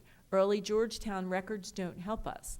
This upper part of Georgetown Heights, wasn't very well mapped. And it was late to develop. The port of Georgetown was down at the river. When Yarrow settled here, it was the country, which may be why he was able to buy property as a former slave in 1803. So the question is, what did Yarrow do to his property? Where was his house? Where was his well? Did he have a well? Did he get water from the stream nearby? We just don't know the answers to any of these questions. And so we have to look at the whole property together to get those answers. We can't just focus on the backyard or the front yard. Streets didn't exist in Upper Georgetown at the time. So he may have got to his property sideways from the college, which was already in existence, or what is now Wisconsin Avenue. That was called High Street. That was the old rolling road where the tobacco was rolled down to the ports for shipment. They were the big landmarks around, but there was really nothing else up in Upper Georgetown at that time. So it's still a great big mystery. How did Yarrow use his property? Where was his house? What was his house made of? Did he have a privy? Was there an outhouse on the property? We have no answers to those questions from the documentary record, and it's only through archaeology that we're going to get that, and only by doing it systematically. So that's where we are with the project. You'll get a really good view if you come out this afternoon for a tour. We're going to be doing presentations on this as the property moves on at local conferences and at public venues. I think the Citizens Association of Georgetown mentioned they would like us to give a talk later on it. The public outreach that we've done has been just so important to the project. The media pieces, Metro Connections program on WAMU. There's a wide variety. So if you go take the handout, there are links to the Facebook page where there are links to all of these different pieces if you haven't seen them. So we know that Yarrow was reputedly buried on the property. That's the way it's presented in the obituary. We have some hypotheses for whether or not that is true. Peel was not in Washington, D.C. when Yarrow died. He heard about it through a letter, and then he wrote this obituary or had it written. So there's a lot of information we need to pin down, and I think we're going to be able to do it through archaeology. But it's going to take a while, and it's going to take the efforts of dedicated scholars, people like Jim and the book he wrote that spurred us all along, students, volunteers, the neighbors, the public, and everyone that's helped out. So thank you, everyone. We could never have done this without you.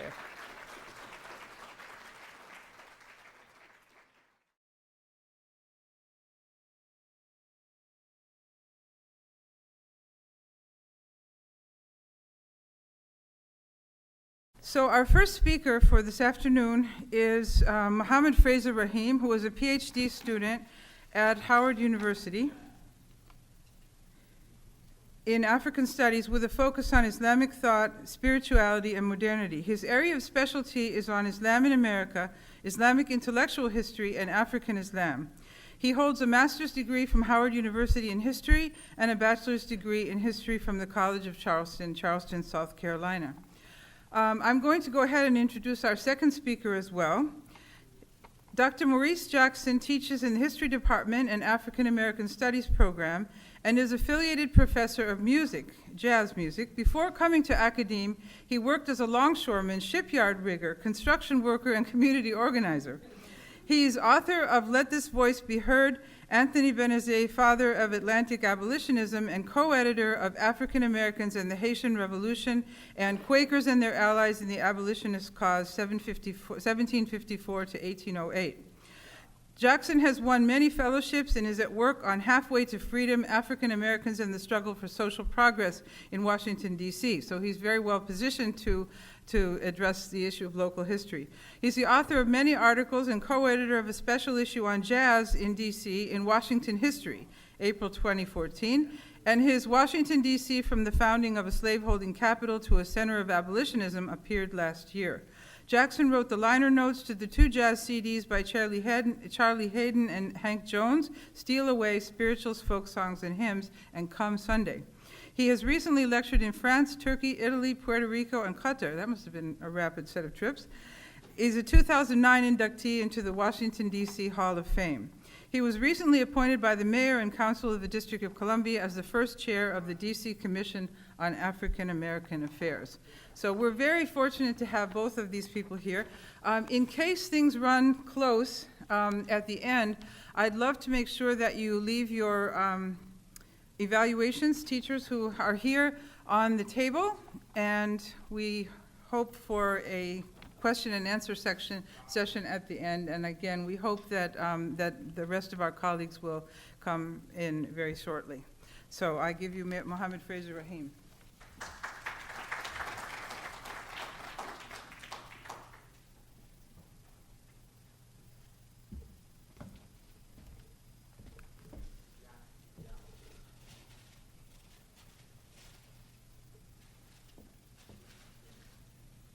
So thanks, Susan.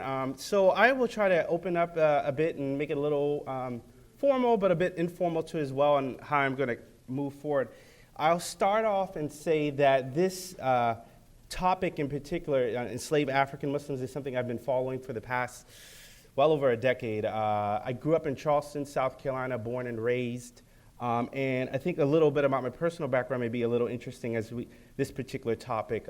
Grew up there. My parents converted to Islam in the 50s, initially coming through the Nation of Islam, and then they transitioned to, if you will, Sunni Islam. So I grew up in Charleston, going to Quranic school, and went to public school as well. And then I took Arabic in undergrad, in college, and then for 10 years, actually only recently, I worked in government for 10 years. Last stint worked at the National Security Council working on counterterrorism issues and countering violent extremism. So very much a contrast, but I wanted to set the stage a bit as we begin this sort of conversation as it relates to enslaved African Muslims. This particular, and I'll try to segue in a bit using the slideshow, but I just finished an article that will be published very soon. I'll send the link to you all. I'll give it to Susan. That will be published at Oxford Journal of African Affairs that addresses the issue of enslaved African Muslims, and particularly in the U.S., South Carolina, Georgia, and then some nexus to, obviously, Washington, D.C. So I'll just kind of begin, try to balance between the two, because I think that there's an interesting sort of thread that we can perhaps address on this as well. So the beginning of it says, and I think this is interesting, how many of you all have seen 12 Years a Slave? Very interesting, setting the stage of a very important topic. In the beginning of this film, I don't know if anyone caught it, but I'm going to read something verbatim, and then we'll begin in this. In the name of Allah, get his master to his feet. I repeat, in the name of Allah, get his master to his feet. These were the words echoed to Solomon Northup by the protagonist slave master in the film 12 Years a Slave, after the slave master had slipped in a pig pen, of all things, after a day-long overindulgence of alcohol in which he requested Solomon to assist him to his feet after Solomon refused to fetch Patsy. Obviously, Patsy was the concubine slave woman in which he was having sex with, and who, in many respects, was being raped nearly daily, and who had one day off on the Christian holy day of Sunday in which she was resting. Though I have been doing work on Islam in America, West African Islam in particular, and the role of religion in American society for well over a decade, I was keenly interested in seeing that on a Hollywood blockbuster of all things. Why would Steve McQueen, the film director, bring this up? The film director would tackle a very subtle but important glimpse into the American religious and social history. The historical intersection between religion, spirituality, and African-American cultural identity, though often very fluid on the continent of Africa and obviously in the New World and the diaspora, and its journey and development to the New World, specifically the Americas, has been a source of increased discussion with academia and within the communities of people of African descent in the diaspora.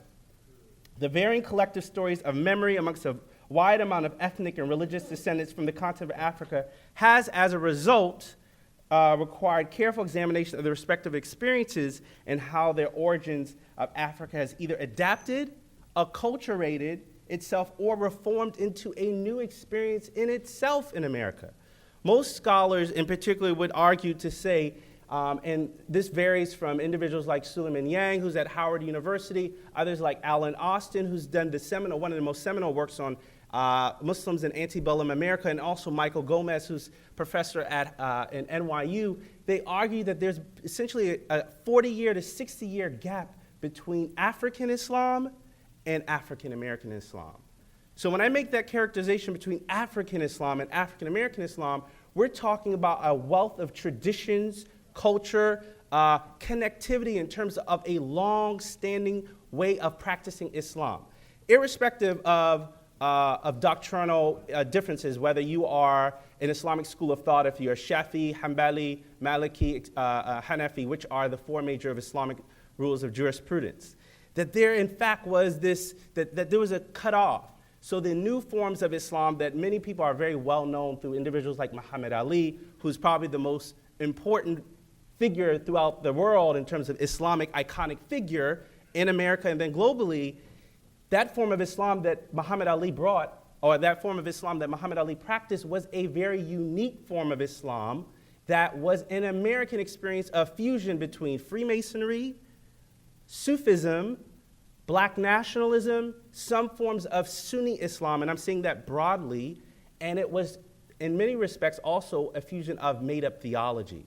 So all of that encapsulated, created what we know as that experience of the Nation of Islam, which was in a very much an American engagement with Islam. But that was very different than the connectivity of Islam back in Africa. So the question comes up oftentimes, I've traveled throughout the world, and oftentimes many other African Americans travel. Where are you from?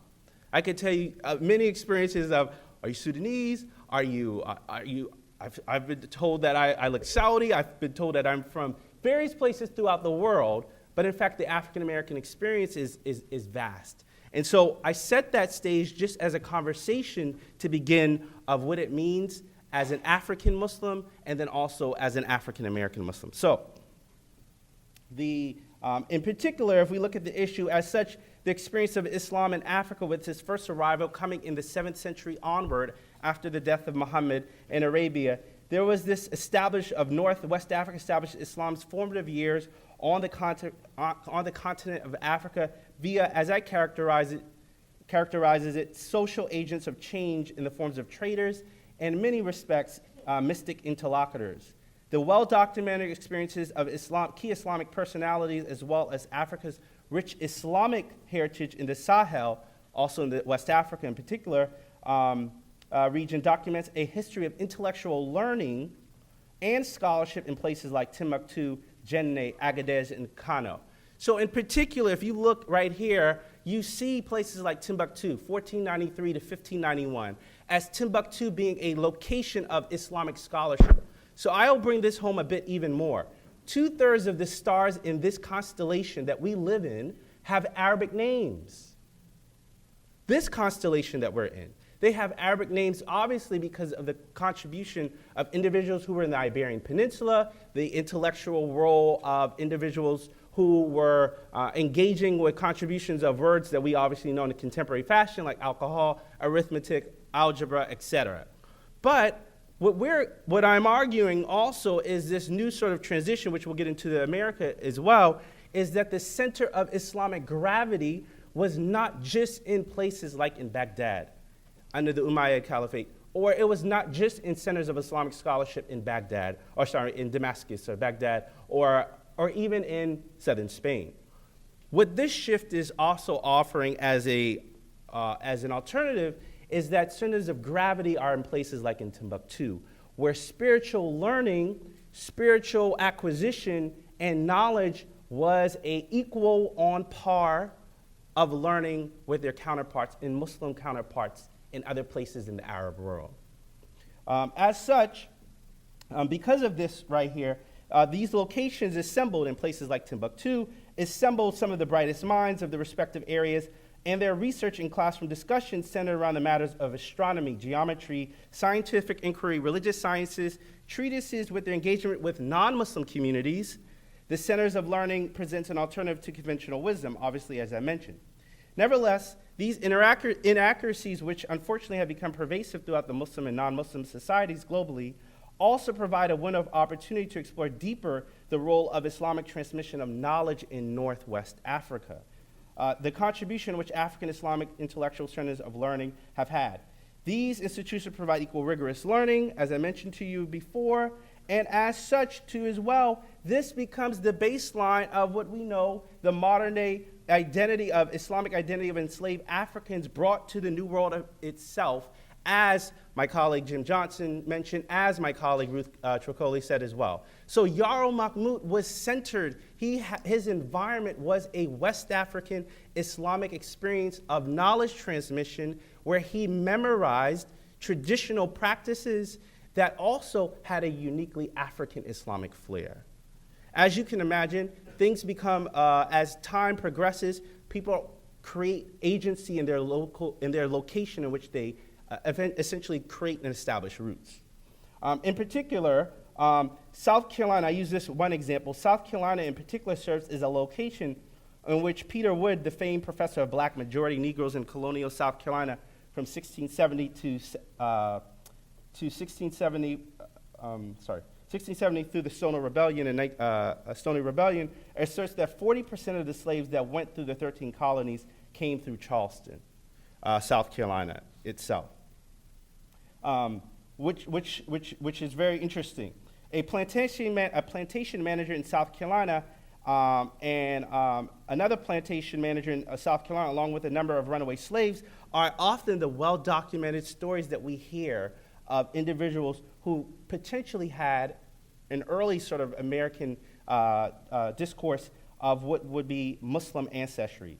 Their stories present a narrative of enslaved Africans which demonstrate their cultural, linguistic, and religious life, indicating a diversity of religious and spiritual understanding prior to their conversion or assimilation into the religion of their slaveholder, Christianity, and larger Christian society in the Americas. Furthermore, the third president of the United States, Thomas Jefferson, and if you ever have the opportunity, check out Denise Spellberg's book, Thomas Jefferson's Quran. We know that, furthermore, the third president of the United States, Thomas Jefferson, in 1765, when studying law at the College of William and Mary, ordered a single copy of the translation of the Quran. And while he was seeking to understand the role of religious identity and pluralism, all while he was a student, Jefferson, while at the same time imagining a pluralistic U.S. and assisting in drafting the Constitution of the U.S., also is documented to have enslaved Africans whom via slave records we found with the names of Fatima, Fatimir, Fatimatu.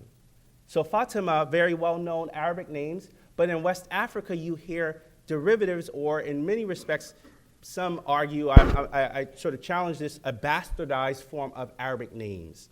So Fatima in West Africa, certainly well-known, but also becomes Fatimatu. If you heard Jim Johnson mentioning early, Muhammad in West Africa is Muhammadu. If you go to Turkey, Mehmet, Muhammad. So a local sort of adaptation of Arabic names, but also very much creating a local way of using these names, naming conventions, and also expressing based off of their own reality of ethnic cultural history as well. I just skipped around a bit. To amplify the point even more, the now immortalized written records of enslaved Africans ranging from Omar ibn Said, Yarrow Mamout, who we also know, Ibrahim Abdurrahman, Nicholas Said, Salih Balali, to name a few, indicate stories of enslaved Africans who were literate and who had origins and received training from religious men and intellectual centers in West Africa. All these individuals, of which we have records of, indicate literate men, and what I have found recently, which is something I'm fleshing out, it hasn't been published yet, I have found a record of a brand new manuscript of a woman, the first ever to be found. I found in Charleston, South Carolina. So I have been working, actually at this point, I'm translating, it's about 15 pages long. I just finished the first 3 pages of an autobiography of an enslaved African Muslim woman who writes her story. Now, the only other example we have is that, which we'll get into in a second, is Omar ibn Said, who's an enslaved African Muslim who comes to Charleston, South Carolina in 1807, in which he comes to Charleston, escapes a slave master, and then goes to North Carolina, in which he then is arrested, put in jail, and in the jail cell, he writes on the wall what we now know is the beginning of the Al-Fatiha, the opening chapter of the Quran, from memory. So Omar ibn Said becomes a very interesting individual because it challenges the notion of enslaved Africans, obviously, and Africans in general, aren't able to read and write. Secondly, Omar ibn Said had Arabic as perhaps a third or fourth language. So if he grew up in Futa Toro, which is Senegal, present-day Senegal, if you will, Guinea, roughly Liberia, this location, he would have had Fula. He would have had perhaps another language, or maybe Mandinka. Thirdly, he may have had French, and then Arabic would have been taught and mastered at traditional Quranic schools like any other young child would have learned throughout the Islamic world. As such, my argument, which is part of my dissertation research, which connects not only Yarrow, not only Omar ibn Said, not only Ibrahim Abdurrahman, and this new woman as well, through their manuscripts, through their own writings in Arabic, through original primary source materials, I have argued to say this, that of all these individuals of which we have records of indicate literate men and women who were conversant in Islamic devotional practices, were known for their understanding of highly complex Islamic religious knowledge, and were exposed to the esoteric traditions of Sufism along with Arabic language. Now, this is interesting because this is not the Bektashi order or whirling dervishes of Turkey.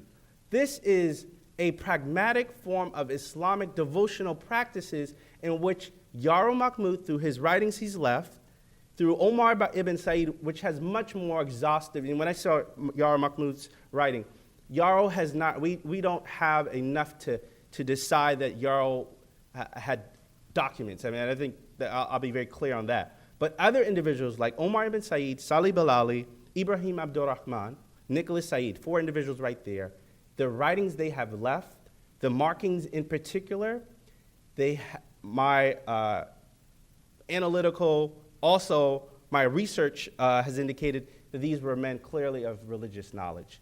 The amount of sophistication and technical ability on Islamic matters and also supplications that they requested makes me assume that they were trained as religious scholars before they left America. So they weren't just conversant in going to a typical Islamic madrasa, Islamic learning, that these men were sent perhaps, as an argument, as emissaries in some respects to carry on a new message. So, in short, and which is part of my dissertation, as I mentioned to you, these men were practitioners of tasawwuf or Sufism, and they were men of spirituality. Case in point, when the 19th century Senegalese religious leader Amadou Bamba enjoined the followers to write, urging their countrymen to shrug off French colonial rule, he encouraged them to use their native tongue, or Wolof. When the Nigerian scholar and child of Usman Dan Fodio of present-day Nigeria composed her beautiful illustration of the Prophet Muhammad in the early 1800s, she did it in the Hausa language. And when the 18th century poet Said al-Durusi honored his teacher with an adaptation of the Arabic epic al-Qura, very famous Islamic and Arabic script, he wrote in the prevailing tongue of some 50 million East Africans, Kiswahili. While all 3 wrote in their native languages, the scripts they employed each bore a close resemblance to Arabic.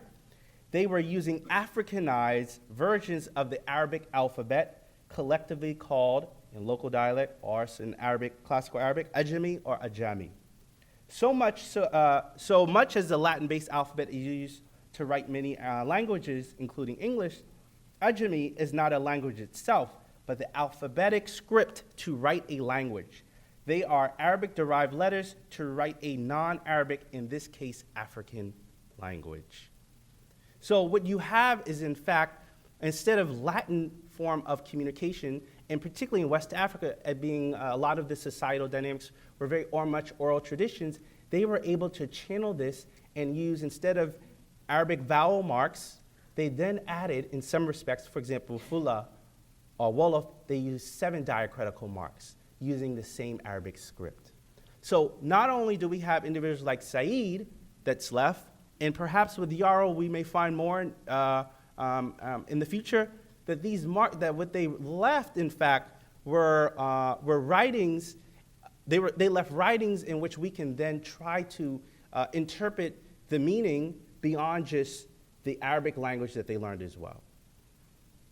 For members of African societies where oral traditions predominate, Arabic was the first written language in which they had been exposed.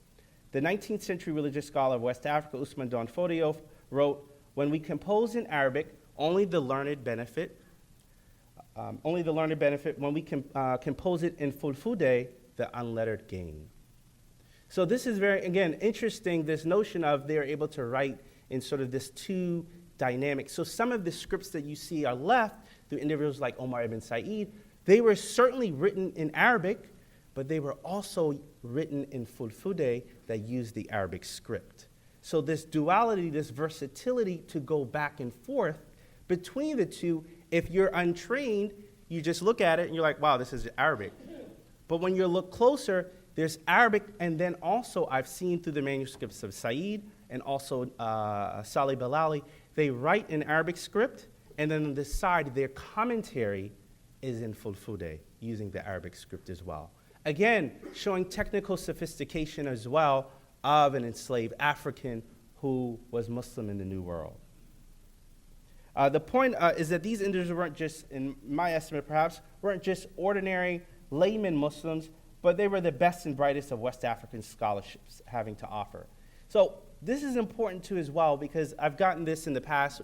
The question comes up, where are these manuscripts at? We're stumbling across them. Unfortunately, the manuscript that I found recently of the enslaved African women, it was found via a friend of my mom's, of her friend, that was in an attic. And that attic, unfortunately, was in a former slave plantation owner's home that had been there for hundreds of years. So this is perhaps, there could be many more documents that are left of individual stories who wrote their narrative in Arabic of enslaved African Muslim men, and in this case, this woman that I've just found. And these are questions that, again, we're wrestling with as historians, as I'm sure anthropologists, and what this means and implications as the shaping of American pluralism too. By these skilled spiritual religious men of learning, like much of the West African Islamic and traditional belief systems, their liturgical and religious traditions are based on the repetition of words. So oftentimes you see words that are often repeated. So Yarrow Mamout, case in point, it's often noted that he walked the streets of Washington, D.C., he swam the Potomac River, and that he recited various litanies through the streets of Washington.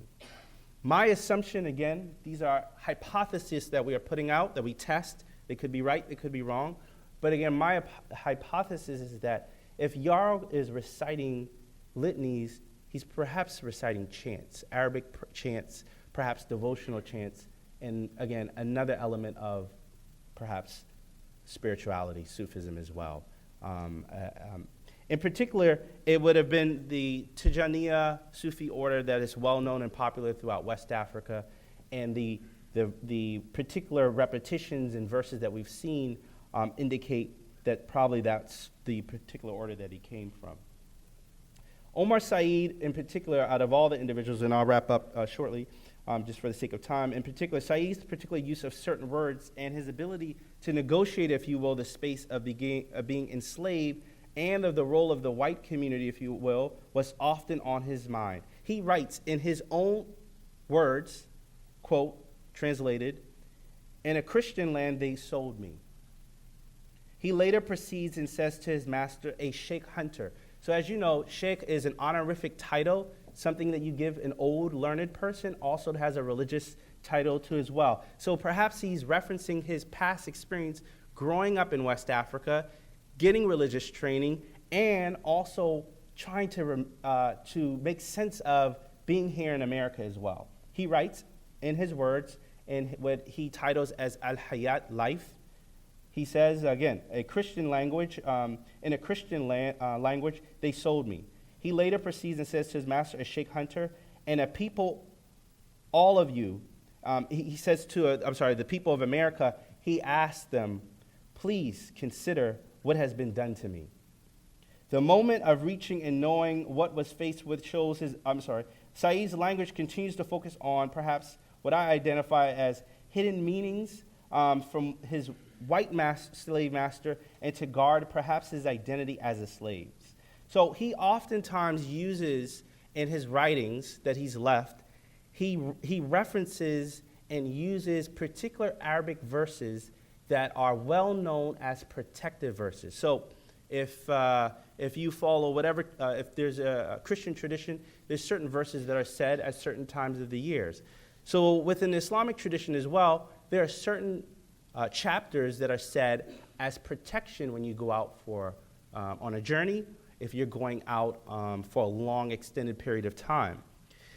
two verses in particular of all verses he says. One is called chapter Mulk, and that verse is basically that translated as the dominion, and then Surah Yasin. These two verses are written over 100 times by Omar ibn Said. This particular illustration, him using this, was perhaps, again, this is a thought, that he's trying to ask for a protection as he's dealing with the societal challenges of being a slave in America. This also provides interesting illustration, like the Negro spirituals and other great slave literary traditions. They become almost secretive code for the slave's critique of the plantation system and his search for freedom in this world. So too is the Arabic and the secretive nature, so if you will, as these protective verses, as I argue. To protect themselves from the earthly existence, they are also trying to protect perhaps himself from the spiritual existence that will be coming down the line. These verses that are known as protective verses often are used, again, as I mentioned, in traditional Sufi circles, and are very symbolic too as well. In Surah Al-Mulk, it says, in the name of God, the merciful, compassionate, may God bless our teacher, master teacher, Muhammad. Blessed be in he whose hand is the dominion, or mulk, and in which mulk comes from the Arabic word malaka, which means both to own and to have dominion, and it's very interesting that he used this chapter of mulk, those who have dominion, because he was a slave, an enslaved African, and then also he was thinking perhaps that the only master of him was the creator of the heavens and the earth, according to the Islamic narrative. So it's interesting that he uses, again, this is perhaps a theory that he was trying to negotiate between him being a Muslim in the New World, but also trying to adjust to the realities of survival. So it often comes up, and this is a question oftentimes, were enslaved Africans, do they convert after they left? And for example, we use the conservative estimate of 40% of the enslaved Africans that came to the U.S. were Muslim. Did they convert themselves? Or did individuals like Omar ibn Said negotiate? And did the particular ideological persuasion of Islam, in this case Sufism, and perhaps the Tijaniya Sufi order in particular, did it give him room for negotiation to not convert, but also have a little bit room of flexibility? So these are questions, again, that I'm sort of wrestling with, that I don't necessarily have the clear answer for, but these are questions that are at the forefront. He also says, in his own words, before I came to the Christian country, my religion was Islam, the religion of Muhammad, the prophet of Allah. May Allah bless him and grant him peace. I used to walk to the mosque before dawn and wash my face, heads, hands, and feet. I used to give alms, prayer. I used to give every year, and I used to walk to Mecca and Medina, as did those who were able. So perhaps he likely did not walk to Mecca. My assumption is that he didn't. But he was trying to memorize the religious education that he had gotten years and years and years. So oftentimes, as you can imagine, he's going from memory probably this doctrine that he got in every single day of his life as a young child, right before he was sold into slavery, and then he is trying to, from memory, write down in classical Arabic, where he makes mistakes grammatically. He doesn't necessarily follow all the rules of grammar and morphology at all, but it's enough to make sense that he is trying to imagine what took place, or not imagine, but certainly remember that his collective stories of the past. In particular, I sort of wrap up as it relates to the Yarrow story in particular as well. Well, I already mentioned sort of the issue of the chanting as well. But in wrapping this sort of up, I think that what we have is sort of an experience of enslaved African Muslims who were struggling to try to establish institutions, have memory, and then also codify traditions in the New World. Yarrow Mamout is just one example of at least about 10 other individuals who we have written records who were Muslim. How they were able to pass that on to the next generation is a big question mark that's still out there.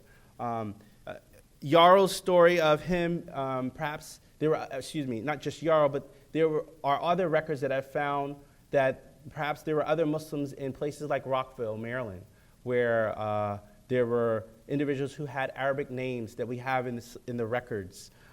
Certainly on the slave ship, the Elijah, there were perhaps other Muslim names that were on there as well. And again, we have runaway slave advertisements that mention individuals by the name of Muhammad, a runaway slave who wore a frock coat. So that's well documented. I'm just sort of moving through this as well, rather quickly. Ibrahim Abdurrahman, another individual that was mentioned to you earlier, so again, I'm trying to move through and condense it a bit. If you look in particular at this right here, is very interesting. So in the West African tradition, this is another element to offer. So I lived in Timbuktu for a year in undergrad. And so during that time, I learned, translated Arabic poetry, and worked with Islamic scholars who were teaching Islamic texts through manuscripts that have been around for centuries. And this right here, oftentimes in West Africa, certainly Quranic texts are given. So the mode of instruction traditionally for a young child when they learn the Quran, they use ink and they use what looks like parchment paper in which they write. And oftentimes, the ink that they use is not this ink that we use in the West, but it's an ink in which the marabut, or the religious instructor, writes, and then after the young person is memorizing the Quran, they then, in many instances, consume the ink as an internalization of writing the words of the Quran.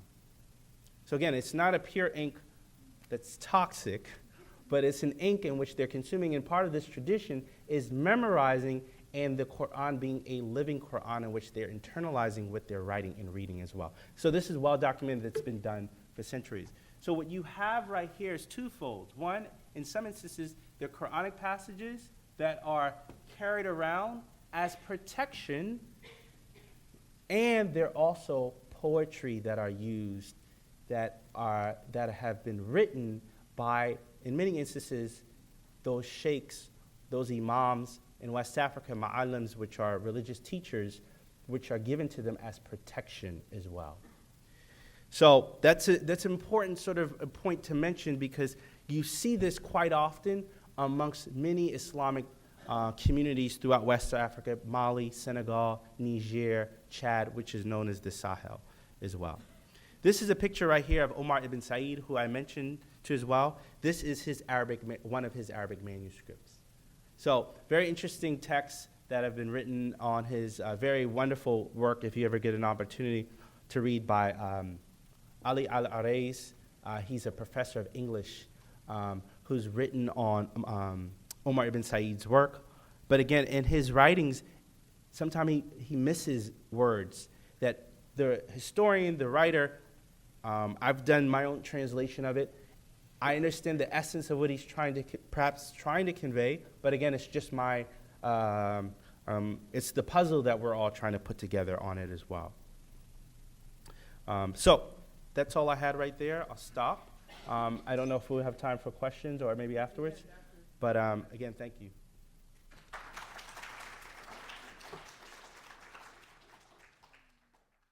Thank you. I'm sorry, I'm not. I still carry a CD around and listen to I don't have iPods, any of that stuff, so I'm just. And when I do PowerPoints, Lisa Reichard, who teaches at GDS, she has the most wonderful students, and they come and help me put them together, and then I go to the school and give some talks. So, thank you, Susan, and thank you all for being here. I should tell you, I came to Washington a long time ago, and I saw the pretentiousness of this city, both and the differences both in race and class. And so sometimes, my wife and I go to events, and generally at this stage of my life, I only go to jazz concerts and museums. Maybe a ball game, but I just don't have much time to waste. I'm trying to finish some projects. So we'll go and And somebody will, if you're from New Orleans, the first thing they'll ask you is, who your people? But in D.C., the first thing they ask you is, what do you do? Where do you live? And so I always say, I'm a school teacher. And so, and then they would talk to me, and then all of a sudden they would leave. And so my wife said, why don't you tell them what you are? You're a professor at Georgetown University. So I say to her, and the reason she says that is because she struggled for years putting up with me to get through graduate school, taking care of the kids and all that. So she said, man, I paid for you to be a professor. Call yourself professor. And I say, no, dear. Anybody who would think more of me because I'm a college professor than they would if I were a high school student, a teacher, is somebody I don't want to spend 5 minutes with. So I say that because I'm very happy to be with you all. Thank you. The other thing is just from what I've observed today, and it's been a wonderful program, but I think the one thing I probably would have wanted to know more about is what is the value of all this? What is the value of knowing about Yarrow Mamout? What can one learn by doing all this? And there are many lessons. You see, Oprah, she's a billionaire. So Oprah took this test. You remember she took this test, everybody take the DNA test. Oprah wanted to be what? She wanted to be Zulu, or Hottentot or something. But I could have told her, I could have saved her a lot of money. She could have said to me that there were no African Americans who came from that part of the world because slavery didn't exist in South Africa like that at the time.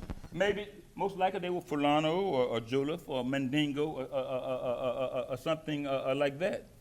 But one can learn a lot from a place like the dig here. Now, I know ones that I know more about. Let's say the Stone Rebellion, which Muhammad told us about. Or maybe the revolt in New York City in 1740. There were men in 1800 and 1821, that turn. But if one finds the bones, if one can find the relics, you can learn so much. You can learn even without DNA, but with DNA. You can look at the elongation of their arms, and you can tell whether how they were killed, whether they were tortured, if they were pulled by a wheel. You can look at the teeth, the chiseling of the teeth, to tell what tribe the woman may have come from. You can look at the jewelry, if jewelry was put into the casket, where they were from. If you had clothing pieces, you could look and you could tell from DNA the diet, and therefore you could tell maybe the diet of the tribe. So there's so much that can be found. Whether or not we find it here or not, that's not the point. The point is that such things are important and they are indeed relevant. The other thing I just want to talk a little bit about Washington. How many know the reason the Capitol is in Washington, D.C.? May I take my coat off? I'm from the South, so you always ask. I mean, I even call my students Mr. and Miss, so it's just being from the South. So if I asked you, why is D.C. The capital? I'd probably ask you for 2 words. And what would they be? I'd probably say violence, and I'd probably say slavery. I'd say violence because the capital in D.C. was established here probably because of violence. In 1783, the Revolutionary War pensioners went to Philadelphia to get their money. They had been mustered out of the army. You know, when you're mustered out of the army, you get a check. You know, you come out of prison, 2 years supposed to get a suit and a check, a suit and $20. I don't know what it is now because if you're from D.C., they send you all the way across the country. So $20 won't do much for you, but they give you a cheap suit. In the army, you get, you muster out. Well, they refused to give the Revolutionary War pensioners their money. They didn't have the money. And so the Revolutionary War pensioners picked up their muskets and they pointed at them and they ran them out of town. They ran them from Philadelphia all the way to another place and then they ended up in New York. The Continental Congress people went to meet in New York. What happened? The pensioners hadn't gotten paid. They followed them there.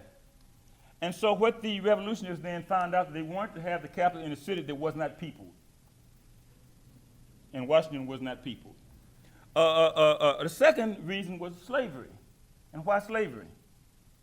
Because a compromise had to be made. And Jefferson and Madison and others made it.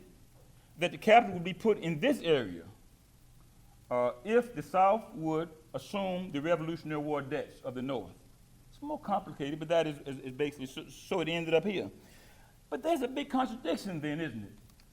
That the capital would be put into a place, as revolutionaries are arguing about freedom, give me liberty and give me death and all those things, that they would establish a capital in a place where slaveholding would be the basis of all things. And here it was. Washington had 124 slaves or so at the time. Now I'll talk about it in a minute, but Washington would leave Mount Vernon come over here to Volta Place, park his horse outside, go upstairs to the bar and drink, and tie the slaves downstairs.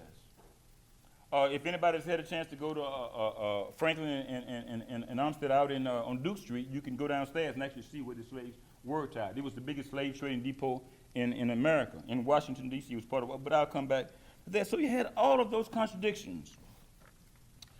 Said one, you hear the most yeps about freedom from those who own the most slaves, and that was the case. At the same time, however, there were another contradictions. They debate in the Capitol, but in Massachusetts in 1783, New Hampshire 83, Rhode Island 84, New Jersey 1804, New York 17, all these places are passing abolition laws. So as abolition laws being passed all over, the revolutionists still decide to make this. In many cases, we always say, it's always a part of history, people is of the times. They were people of their times. They were and they weren't, because the times were abolitionist times. It so happened that they left. As Mr. Johnson told you, around that period of time, people like John Newton, Amazing Grace, how sweet the sound to save the wretch like me. I once was lost, was now found, was blind, but now I see. When Mr. Obama sang that, most people didn't know it had been written by a white, but he was not alone. There were many other abolitionists in Britain, Granville Sharp, Thomas Clarkson. In America, Benjamin Rush, Anthony Bennett, Benjamin Lay, many others. And so it was a revolutionary generation, but somehow it got lost. So in Washington, the Capitol is founded on in what is now the Federal Triangle. Really, the Capitol is the Federal Triangle. Article 1, Clause 15, the self-jurisdiction. The Capitol was not meant to be the whole city, even though some people argue that it was. One just goes to Article 1, Section 8 of the Constitution, that it is to exercise judicial jurisprudence all over. So a compromise was made. The Capitol was moved here. Washington is 100 miles square. It's the difference between miles square and square miles. Square miles is square. Miles square means you square every one. Every block is square, so it gives you 10 more times. 69 miles came from Maryland, 31 from the state of Virginia. I think 69 cents per. At the time, over half the slaves in the in America were in Maryland and Virginia. 3,000 all total. Yet more than 1/3 of all the free blacks, 69,000, was in this area for different reasons. We can talk about those over one period of time. And how do I do, Susan? And you can see here from the very beginning, coffles of slaves went about. We'll look at it, but this is near the Union Station, where people talked. Lincoln talked about when he came. The coffles is just a term meaning, it's after each chamber just chaining one together. And slave advertisements, this is later, but they would be the same in the early part of the period. Slave advertisements were abound. The population you can see of Washington, we go through it quickly. You can see 1800 around the time of Yarrow Mamout. Now, another contradiction existed. Here's a Muslim, he's free. A Muslim, he's free. But if you come up here to Georgetown, where we are now, they were Catholic and they enslaved them. And you ask yourself, and so now we know that the president of Georgetown has made a decree, he's formed a committee to find out why the 277 slaves who were employed, who were owned by Georgetown in Melody Hall are there, why they were there and what happened. Well, so you see the contradiction.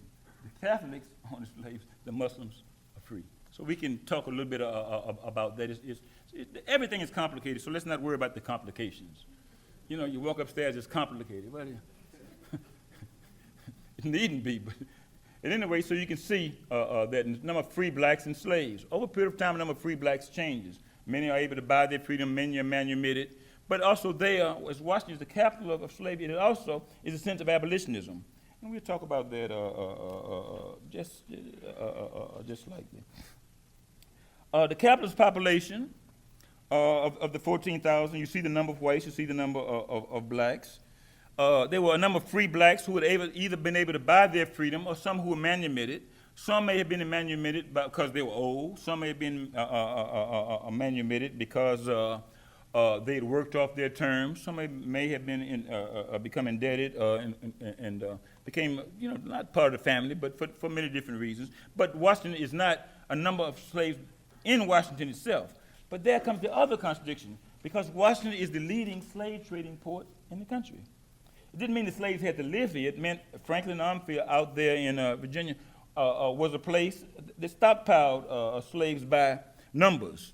The port wasn't large compared to Charleston or Philadelphia or Baltimore. It didn't have to be. I didn't say they shipped them out. I said they owned them and just wrote off the bills and sent them all over the country. And so that place there. Now understand, at the time, that place on Duke Street was part of Washington, D.C. And there was and there were debates in Washington at all times. In 1805, by 2 votes, the House of Representatives defeated an abolitionist ban. And of course, this is 2 years before the international ban on slave trading, international slave trading. That didn't mean that there was not internal slave trading in itself. It abounded there. And so, within Washington, as soon as that international ban was set, what happened? Black codes. And black codes then and now. I mean, we have black codes now. A high school student can't, because of something happened, if you're 3 or 4, you can't leave the house, you have to be back in the house at 10 o'clock. Well, there's a reason for that, and we can talk about it a little later, but vagrancy laws and things like that. Well, black codes were passed in D.C., and they were always passed when there was some event. 1800, 1808, international ban on slave trade. 1800, of course, the revolt in Denmark's revolt. There were revolts in South Carolina, revolts in Gabriel Proust, and then, of course, the Great Nat Turner revolt. And every time there was a revolt or something, there was slave code laws were passed in D.C. Really what it meant was that no 2 or 3 blacks could gather in one corner. No 2 or 3 blacks would be out after 10 o'clock at night without being an employee of the owner, without having a pass. In South Carolina, where Muhammad told us about, they called them premium certificates. Any sailor who wanted to get off a ship would have to have a certificate. And so these were the type things that were happening in the city. As people came, and this is what one congressman said, this is Congressman John Randolph, who was one of the most famous of the congressmen, said, "In no part of the earth, not even expecting the rivers of Congo, of the rivers on the coast of Africa, was there so great, so infamous a slave market as in the metropolis, in the seat of government of this nation, which prides itself on freedom." Now, Randolph was for the keeping of slavery. He just didn't want it in the capital city. Because why? Because he thought if slavery in the capital city, it would become a basis for debate throughout. He wanted it to stay in Virginia. And there was slavery all over. This is you can't see that very well, but I'm going to show you here. It's coming up in a moment. Sorry. Oh, sorry. Okay. Here's some of the places where there were slave markets, just a few. This is at the zoo. Walter Pierce Park is right. Does anybody know, Adams Morgan? You live in Adams Morgan, sort of where I grew up. Adams Morgan, right going down toward the zoo, Walter Pierce Park.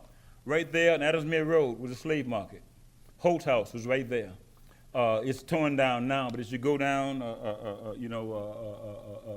through the zoo, down Park Road, any place like that, the slave market was right there. Now, so when you think about, what's the panda's name?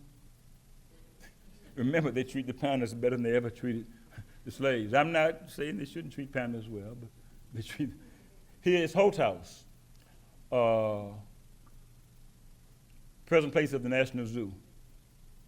Here is a Decatur House. It's right down, right. Decatur House was owned, by the great sailor Stephen Decatur when he couldn't afford his wife eventually. So I was just there a few nights ago because there's one of those receptions my wife had dragged me to, and I was asked what I did, and she hit me, but Stephen Decatur there. And if you go in Decatur House, you can actually see now where the slave kitchen was, because they did the cooking. So all over, just everywhere in Washington, D.C.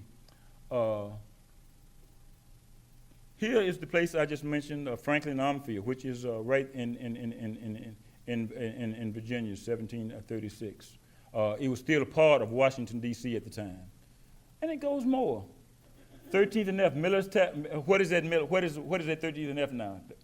When you think of 13 and F, you really, or 14, 13, 14 and F, it's right with the National Press Building. Now it's a whole building.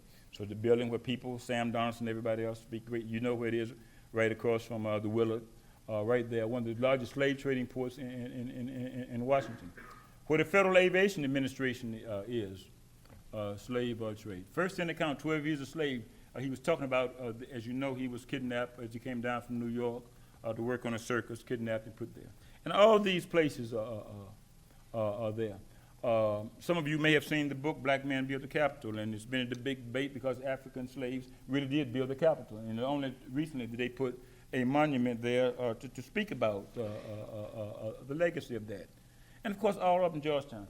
I took a walk at lunch. I had passed it, but I'd forgotten about it. So I went and I walked 1300 block of Wisconsin Avenue, slave trading market right there. Anybody know where it is? Well, I can tell you where it is. It's where it used to be a place called Au Pied du Cochon. And that's why I used to go after going to a nightclub or something. I'd go there and get a club soda or something, and right there. And now it's 5 guys. Just so you know, it's 5 guys. But that was a slave, Au Pied du Cochon. It was, of course, much better. And it was it's a restaurant right across there. But all up and down, Volta Place, all up and down near this street. The great slave markets of Washington, D.C. So the big contradictions. But then there were also debates about this slavery. And you had the beginning of abolition societies. By 1827 in Washington, D.C., they were 130-some. Now, I'm sorry, nationally, but they were about 20-some in D.C. Why? Because the debates were going on in Capitol Hill. If you wondered why they were debates about franking or mailing and things like that, people used to mail anti-slavery documents within the Congress. And then Congress stopped it because they wanted to stop the law because they did not want anti-slavery propaganda within it. Early on in Washington, D.C., the American Colonization Society started coming here, founded by a man named Robert Finley, whose cousin was the president of Yale University. And the American Colonization Society was founded and came here for one reason. And Henry Clay and people like that were involved. The real reason was to send those free Negroes out of the country.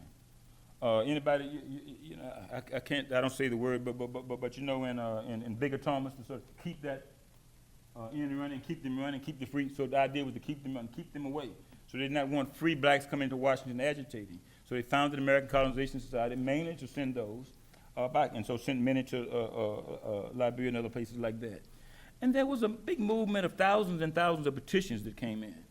But violence, again, it rose its head in Washington, D.C., and it came in from 1835. There was something called the Snow Ride.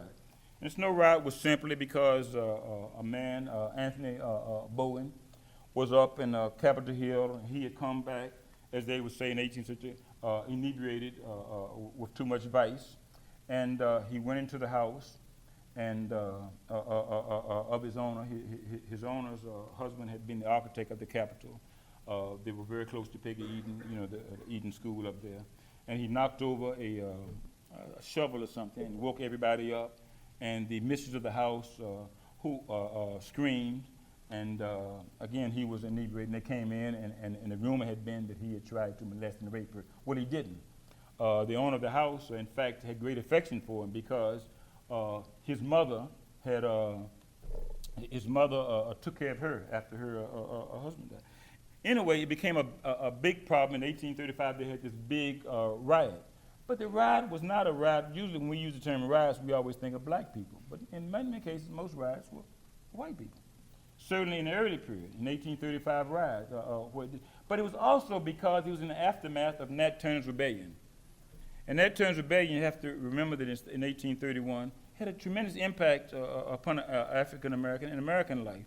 Because Nat Turner, as he builds his revolt in the 1830s, he keeps invoking the memory of Haiti, of Toussaint Louverture, and it comes up and up and up, and it goes throughout. It goes throughout, not just here, but throughout the South. And so the notion is to keep any element, any word, any booklet, any pamphlet, anything had to do with the black struggles out of the hand. And so the black codes were again put into effect in Congress. But again, abolition societies are being made. But with this Beverly Slow, now involved in the the man who is the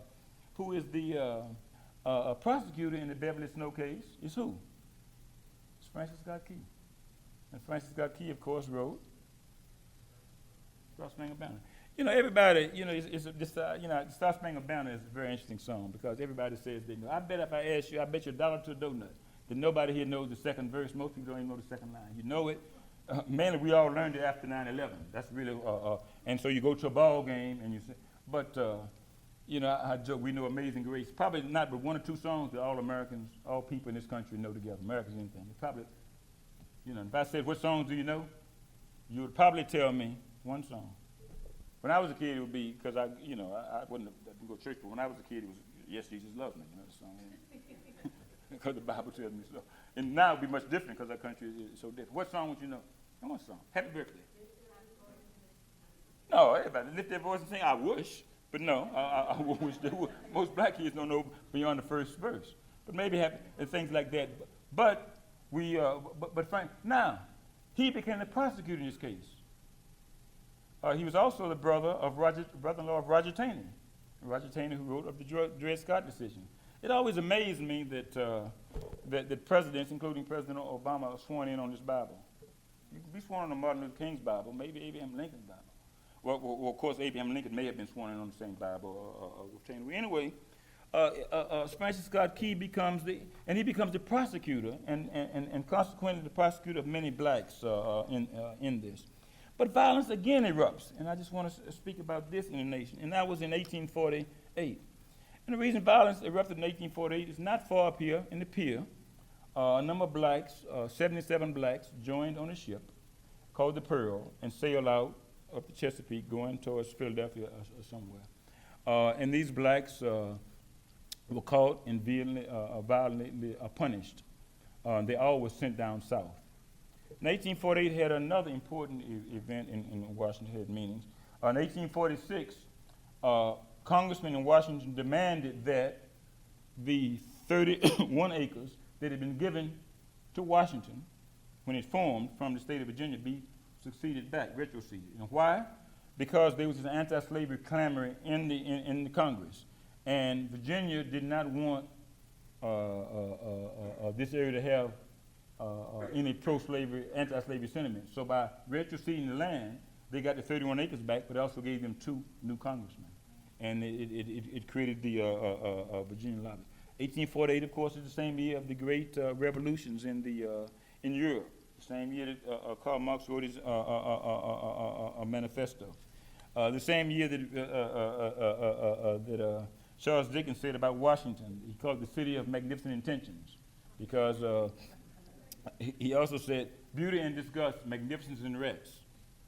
He said the city where the American dream and American nightmare pass each other on the street daily and never speak.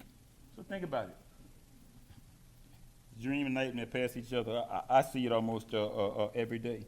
And they were demonstrations there so in 1848 represented this great particular moment. But also, and I'll come back to almost end here, it represents a particular time in Georgetown, because this is when Georgetown University the president decides to sell 277 slaves down south. And it's been discovered because mainly they have this dorm. This used to be the Jesuit residence. It's where the Jesuit, and then of course a new residence was built. And as it comes time to dedicate it, the president and others, rightly so, don't want to rededicate it by that name. So he set up a commission. I and a few other people are part of it to try to figure out and study. As you know, many schools have Yale, Brown, Columbia, many others in Georgetown. The same year, they are sent abroad. Lincoln comes to Washington. This is his first year. And he comes to Washington. He only serves one term, 1747 and 48. And as he's there, he makes observations. It's around the same time that the Fugitive Slave Act is passed in 1750. And the Fugitive Slaves Act, of course, the Compromise of 1850 says slavery can only go so far in certain states. It'd be accepted, certain states it won't. And John Brown called it God's trumpet waking him to military action. But the Fugitive Slaves Act also outlawed the slave trade in Washington, D.C. Didn't outlaw slavery, it outlawed the slave trade. And of course, you can outlaw slavery is all you want. People will still sell their slaves. And so Father Mulladay, because of all those things, sold 272 slaves down south. This is exactly 14 years before Washington, D.C. was emancipated. I'll end with this. We started with Amazing Grace. You know, John Brown, a couple of years after all this, had his rebellion. And, of course, there's a song dedicated to John Brown, and the song is what? John Brown's about the Battle Hymn of the Republic. And the words, he could fight men to make men holy, but he could not make men free. He could fight to make men, and they changed the words to it. They're always changing words to songs. They changed the civil rights movement. Where did he go? He could fight to make men holy. Let us fight to make men. It's a big difference because of that. In Washington, D.C., as things change, as we've seen this violence that is erupted again in 1919, erupted again in 1968. The most vicious example I know recently was in Mount Pleasant, where a landlord had 77,000. How do you have 77,000 violations? I wouldn't even know how to get there. But a landlord right on Mount Pleasant, right by where the Raven is, you know, if you know Mount Pleasant. I see some people. You shouldn't be in the Raven, but people shaking their heads. It's old dinky bar up there. And I used to live around there. But right next door, 77,000 forcibly people, violently. A church was right, I forget the name, I think it's Calvary Church, was right in the front, right by the Mount Pleasant Library. The fire set, 77,000 people, landlord doesn't take blame, and people are forced out. And it's led to, in many cases, the violent removal, and many examples of Washington, D.C. with what we see now, we call it gentrification. So I'll leave you with that, and thank you again for having me.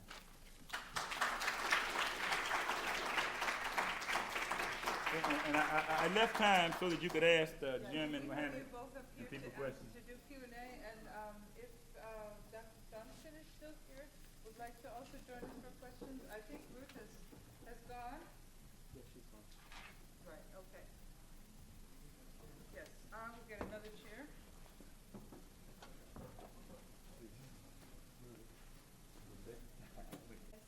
My question is to the future Dr. Yeah, radio. You have to practice to hear it, you know, because then when people say it to you, you'll be like, who's it? Oh, it's me. Okay, so you left out the Gullah Geechee part because you had to run through it, and you're from South Carolina, right, where the Gullah Geechee people are. And I'm really interested in Gullah Geechee. I went to the festival about 2 years ago in May. It's sort of touristy, but still I was able to hear how the people speak and all that, and it sounded really tight, whatever the kids say nowadays, cool, tight, you know, popping, whatever. And then you didn't talk about the black church or names, and your name is somewhat, I feel, retransfigured or whatever. So I would like you to address those three aspects of what left out. Thank you. Oh, yes. So with the Gullah Geechee tradition, this is a very interesting dynamic. I mean, in South Carolina and Georgia, Gullah is often phrased as the culture. Geechee is the language. So my mom is a descendant of the Geechee community. For example, this is in the Geechee language. It's been a long time since I've seen you. How are you doing today? So it is a fusion between traditional African languages and English. It is connected to Creole, K-R-I-O, spoken in Sierra Leone, and obviously a fusion with English. So it's this African slaves, particularly in the South Carolina and Georgia, trying to connect and fuse this African language system, and then obviously being English, acquiring it into the New World. And so this is a language that is still preserved, primarily in South Carolina and Georgia. You see elements still there. The culture, as you can imagine, is shifting. A lot of populations that are primarily rural African-American communities are shifting quite a bit. So some of those communities are changing. There's a really good book called God, Dr. Buzzard, and the Bolito Man by Cornelia Bailey that talks about this community. It's Sapelo Island, and if you've ever seen, since you're teachers, there's a really fascinating film called Daughters of the Dust, and Daughters of the Dust, it opens with a scene. Some of it is a bit, I think, trying to imagine a story. I don't know if it's all historically accurate, but certainly, it's this imagination, if you will. And in the film, the opening scene is someone calling the call to prayer on the beach. And it is enacting perhaps perhaps a small community of Muslims who were trying to retain their identity. Bilal was the first caller to prayer in the Islamic tradition. And so this is important, and there's not enough time to flesh it out. But what I will say is this, within the Gullah Geechee tradition as well, is there's certain elements, and Lorenzo Turner talks about this quite a bit on Africanisms in the Gullah dialect. He talks about this idea of some of the reenactments of, if you're familiar with the slave shout call and response in South Carolina and Georgia. Shouting is a way of praising, part of the Negro spirituals. And the call, shout, response, some argue to say that this is also part of, again, trying to connect with the heavens, if you will, and also the physical existence. There's research to be done more. I'm not a specialist on this area, but what I will say is there's certain Negro or the call and response shout traditions that are well known that makes travel throughout the U.S. If you go to the islands in these locations, there's a scene within this shout. Now, as you can imagine, the vast majority of African Americans are Christian now. So these Negro spirituals that are done, part of this in the ring shout traditions, if you go to the islands, I could take you to 5 islands that I know right now where there are older women and men who still do this. They go counterclockwise, circumambulating, if you will, around each other as they do these shouts. Some say, again, I don't have enough evidence to support it, but I'll throw this out there as something to think about, consider. Some say this is perhaps a reenactment of going around the Kaaba in Mecca. So, this is perhaps one hypothesis, if you're looking at the Muslim community as being one form of expression. There's also African traditional practices that are certainly there that are outside of Islam or dominant Abrahamic faith traditions. So there's something to consider. The last thing I'll say for the sake of time is, my name is a sort of a story of my parents' conversion story. Half of my family are Muslim, half are Christian. Not uncommon. A lot of African Americans have that experience. So my first name's Herbert, my middle name's Muhammad, and then my last name is Fraser Abdurrahim. That's a long name. So Herbert Muhammad Fraser Abdurrahim. So when I go to Arab world, I speak Arabic, and they're like, wow, you're Arab. And then when I stay in America, oh, you're American. So your last name's Fraser, but it's whatever they pull out. So I'll leave it there. Could I, just one more thing about that, is that if you take the term Gula, then if you take it to the term, you probably will get Angola. And many of the slaves, we figured, came from Angola, and also because of the rice production, because in Angola is rice production. Many of these, of course, came because they were exported by Portuguese. Many came with some influence of Catholicism. So there are other things like that. And the ring shout, of course, goes back to many other things, but mainly it goes back to polyrhythmic structures, which goes to African drumming. And polyrhythmic time as opposed to linear time. Linear time, there's a beginning, there's an end, bump, bump. In Western musical tradition, African musical tradition, it's polylinear, where there would be no end. So when you hear the African drums play, they just play forever. And therefore the foot stomp, the ring shout, and many things else can direct it. And this, of course, had a big debate because, as Mohammed can tell you, it was a big debate between Melville Herskowitz, who was a Jewish anthropologist, and Franklin Fraser. And what Herskowitz said was that Africans had retained a large number of things, retentions, language, names, day names, Kwame, Puma, all these names. And Fraser said, no, all have been destroyed. And so the debate still goes on, but we know all of them have not been destroyed. Thank you all very much. My name is Rochelle Davis. I'm a professor here at the Center for Contemporary Arab Studies, and we're so excited to have all of you and Ruth speak, as well as all of this great audience of teachers and students and otherwise. In our thinking about mounting this event, which has worked out fantastically. But one of the things I think that Maurice, you really pointed to in the end was, what do we take away from this, and what do we take into the classroom with us? What do we want people to know around us? And so I wish all three of you would just address that subject. What do you want us to do with this now that we've been here with you? You know, this is a challenging thing. I mean, I think that particularly in the classroom of diverse experiences, of religious pluralism, of ethnicity, of socioeconomic dynamics, I mean, the U.S. is very diverse. I think it's just exposing people, young people of an American experience, particularly if we focus on Yarrow. This is the making of an American. Like, I'm saying this from the experience of having worked in government for 10 years, working complex issues, working, security-related topics. The imagination of, for example, of an American Muslim was a pragmatic, pacifist, integrated, collaborative, pluralistic, progressive, integrative human being. That's Yarrow's story. That's who happened to be a Muslim. That's the experience of an American encounter with religious pluralism from day one, despite a very brutal history, right?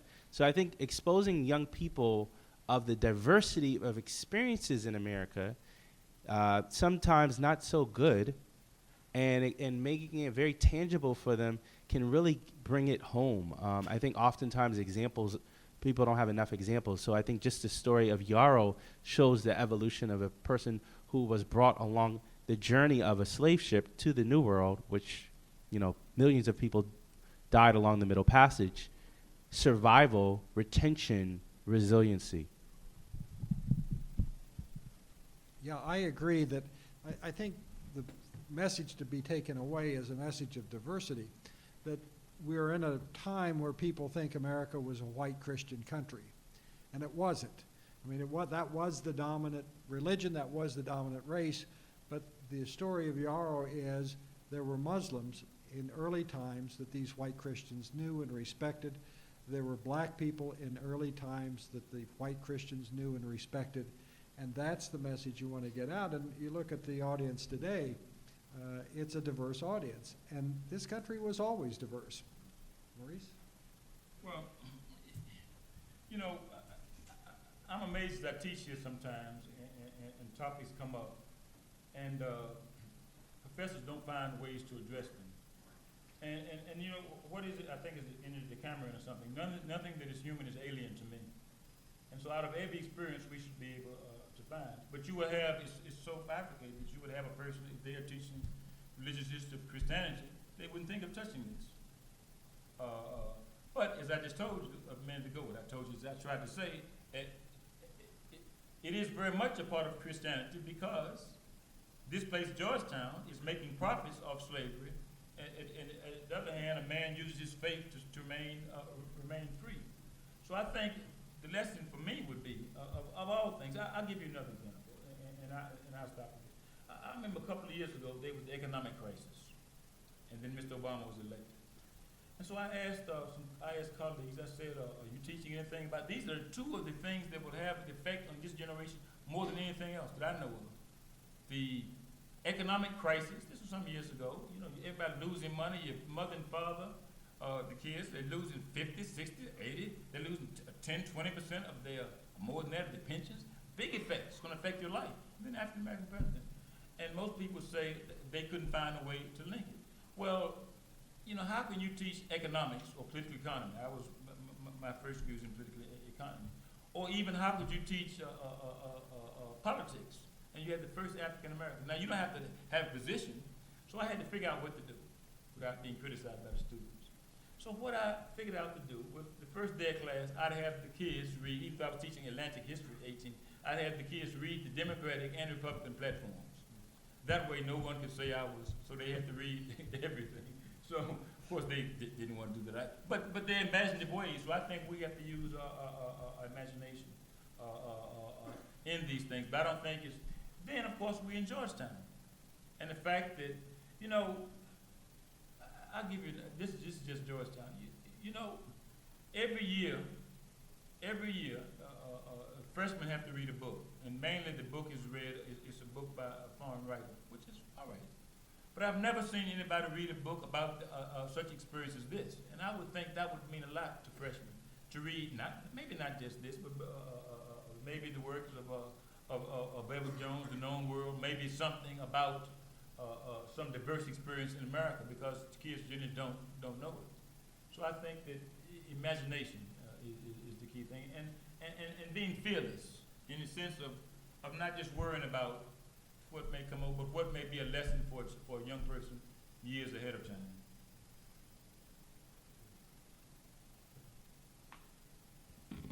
Yes, I'm struck by the convergence of the lack of healing in this country on the slavery institution, and also that we're at war with Islam right now, I think, and I think we're at war with Islamic countries.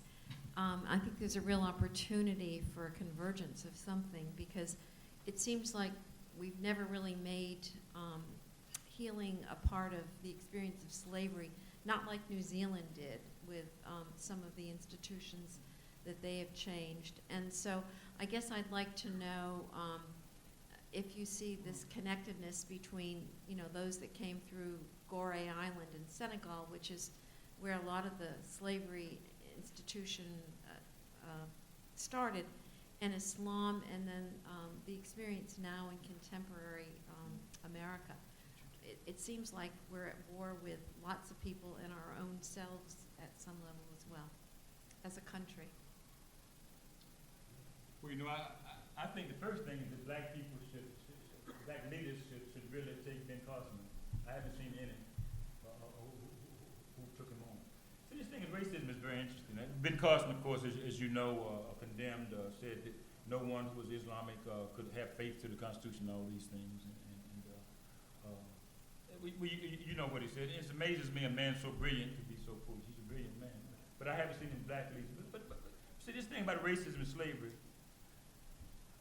George Bush gave a statement in Gorée a couple of years ago. George Bush never did anything. You know what Kanye West said. You know, I'm not going to quote, but I know George Bush don't care about black. Anyway, but he gave a statement in Gorée. Read it. It is the finest statement you've ever read. It is 10 times better than Mr. Obama's statement. He didn't write it, but it was about that because he knew he had nothing to lose. Mr. Obama didn't make such a statement. I say that sometimes we get things wrong. The issue of slavery, you know, what else can black people do? What else can you do? What else can you say? It's the burden shouldn't be, but the burden is always put. So when someone's post-racial, it's for a black person. There's nothing else I can do. But try to raise my kids right and try to make a living. It is on somebody beyond me.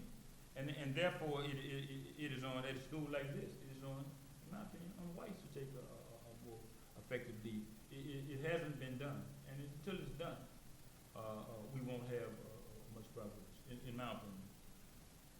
I mean, the only other thing I would add is just saying that, you know, one of the first countries to recognize America's independence, 1776, was outside of France, was also Morocco. Ibrahim Abdurrahman wrote a letter to John Quincy Adams asking for intervention because he was a king. He was a prince back in West Africa. So the encounter between Islam, the larger Islamic world, and America has been there historically. John Quincy Adams wrote, you know, we have no enmity between the, at this time, Mohammedans and the Christian world, right? So there's certainly this reference, this idea of Muslims, this idea of wrestling. I mean, I gave you the example of Thomas Jefferson, et cetera. So the challenge is those references that we're mentioning aren't properly aware and known throughout the general public, you know? And I think that there's sort of a re-education, if you will, that have to be told. I mean, stories like Yarrow are just one example that certainly tells that. And I think those small stories, if replicated through arts, I mean, so oftentimes people aren't able to, opening up a book, it may not be the only way to approach it. It may have to come in the form of art and poetry and music to make it palatable and it's unfortunate you have to package things, but this is the world we live in, that through other alternative means may be an element to re-engage this complex time that we're living in a world of counterterrorism, security, being at the forefront of national security. Are there any more questions? Here we go, good. Well, I actually don't have a question, but I kind of wanted to follow up on the professor's comment about how this, what do you do with this information? And I like Dr. Herbert Albert dissertation. I'm from South Carolina as well. And in listening to Mr. Johnston as well as Professor Maurice, whom I had an opportunity to be in a class with when we looked at the Pearl and went to see all the different yes, sir. Yes, sir. Absolutely. So what I see it, you know, looking through naive eyes, I'm not going to tell you how old I am, but I am a senior citizen. About 38. When I grew up and being reared in South Carolina, this was not in our history books. But I see this as a math lesson, and a math lesson, if you look at the trade from West Africa and all of the slaves that actually came across, the great Atlantic Ocean, the comment that you made in your presentation, Dr. Herbert, where you were talking about 40% of the slaves entered through South Carolina, that could be a lesson in itself, because were those slaves actually destined to be going to South America, or were they supposed to actually go to the port of Williamsburg, where when you go down to Williamsburg and they actually tell you that those were indentured servants and not necessarily slaves? I see it also as another teaching opportunity when you look at Mr. Johnston's book and you talk about people like Yarrow, and so now you're learning from those people that actually came across and they were actually slaves. Well, what happened to them? So we can start to dissect it out. You know, we can talk about your Yarrows, we can talk about the Muslims that were a part of that, because you never get that in the traditional history books. And certainly we can talk about many of the things that Dr.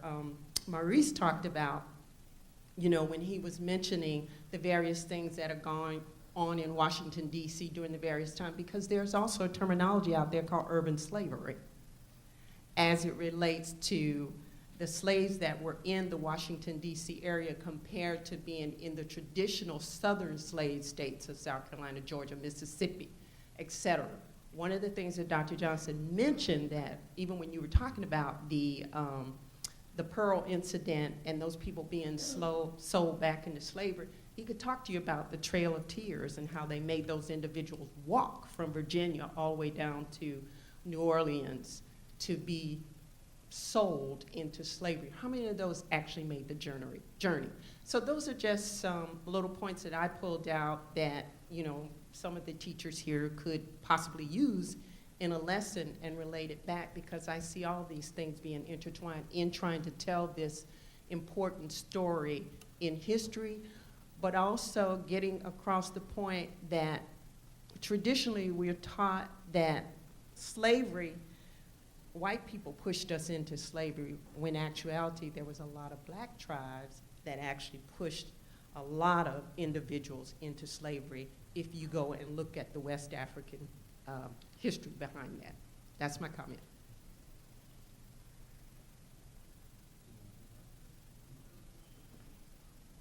You know, I would say this, you know, oftentimes we try to get a lesson, we try to tell students everything we know, and that's the wrong thing to do. We have to tell them, and we have to present things to them, the whole to them, and then try to gear them towards a few things. Let them learn, let them go. Assume that they will on a question like this. I would say maybe the city should, you know, it's very hard to get the city to do things, but maybe the city could help work with Jim and Mohammed and others to put out a study guide on this particular thing. It wouldn't be hard to do, to get it into the school system. But not just this, but the other examples. For example, the book Black Georgetown Memory is going to be republished now. It has a wonderful little section about the early period. in Georgetown. There's no reason that the schools couldn't adopt such a thing. But now, if it's not this great textbook, but the school system can do exactly what it wants. Some years ago, they was in the curriculum. And maybe at least in those of you who are in the public schools, they know that they had a curriculum, or it's called City of Magnificent Retention. It's a big book that they use in the DC school system. I don't know if it's required right now. But I would say to try to get something like this and to show the experience, because there are increasing the numbers of people from different faiths, not just Islamic, but Coptic Christian and many others who are coming and it would be a great lesson for them. But just the key to salient points about the importance of history, of anthropology, of different ways of learning. I'll close out and say this one, which is interesting, made me think growing up in Charleston. This manuscript of this woman, whose name is Jamila, this is her name.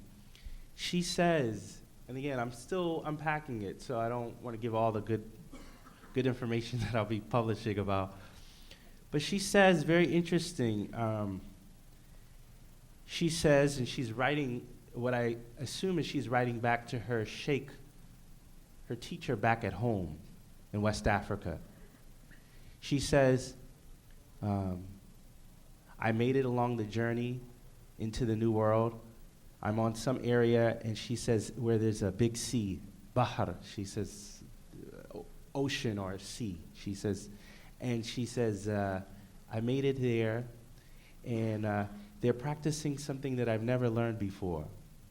But I'm not angry with them. All I ask for you is to give me a prayer to help me deal with this. Stop right there. That's all it is. So, but it's an interesting story of this woman. Basically, she could have said and cursed them. Really invoke some prayer, a curse, if you will, on her master, essentially. But it's very interesting that she says, all these things, and she's you can tell this pleading out for trying to make sense and just actually probably accepting the faith that she probably will be here for the rest of her life, which ended up happening. And I just happened to find this, and who knows how many years this has been buried in someone's attic, and it could have been lost forever. So, but I say that only because I think that it offers an opportunity of primary sources, people's testimony in their own words. Okay, we just have a brief comment, and then I just want to show you quickly the resources that you can use in the classroom right away, because they're up. Just real quickly, what you've been through today, the hope is that, as Marie says, with this archaeology, we will start to get in lily white Georgetown a recognition that a third of this place was black, that indeed America has always been a diverse country, and to create early American black Muslim heroes. And that's the point of all of this. And the archaeology makes people see this in a real sense. And I think that's what we're trying to do, and I hope you all got a sample of that today. Thank you so much. I want to recognize once again Professor Rochelle Davis, who is back here, who spoke just now at the microphone. She's been the engine behind this and so much else of what I do. I also want to thank Tariq Radi, who is our events manager, and Zach Curry, graduate student here, who helped, and Tariq even brought his friend Kareem. I'm not sure where he is right now, but I want to thank them very much. And I want to show you, because visually is when you get it. If you go to ccis.georgetown.edu/outreach, you will find many things. First of all, our upcoming events, which are many already. And you will also find here, which I have highlighted, resources from past workshops. And we already put this one up even before the workshop. You won't believe what is on here. Archaeology links, these are things from the Office of Archaeology. The whole cartoon strip that we got, as I said, from the Ali Bural Art Center, permission that they got directly from the artist, Patrick Reynolds. And we also have a very interesting thing down here I've mentioned to some of you. One of our colleagues who works in publications right next to my office in the Center for Contemporary Arab Studies, Vicky Velosic, is writing a history of swimming. So just as we were organizing this, she goes down to the International Swimming Hall of Fame in Fort Lauderdale, where else? And there she says, she comes back Monday morning and says, "You won't believe who I found in this museum." Yarrow Mamout was featured in that museum because he was the best, swimmer that the Potomac had ever seen. So they have published some materials, which is right down here on the link that I have the little magic finger on. You will find a whole bunch of documents on the tradition of swimming, and there he is. So this is some amazing stuff, and you really should go into it. Look at every link, download everything. It's all there for you. And so I want to thank you so much for coming out and spending the day, going to the site, coming back. And I want to especially thank all of our speakers and Ruth Trocoli, who is not with us right now, but who is doing amazing work there. And I also want to remind you to support the work of the city archaeologist. Thank you so much.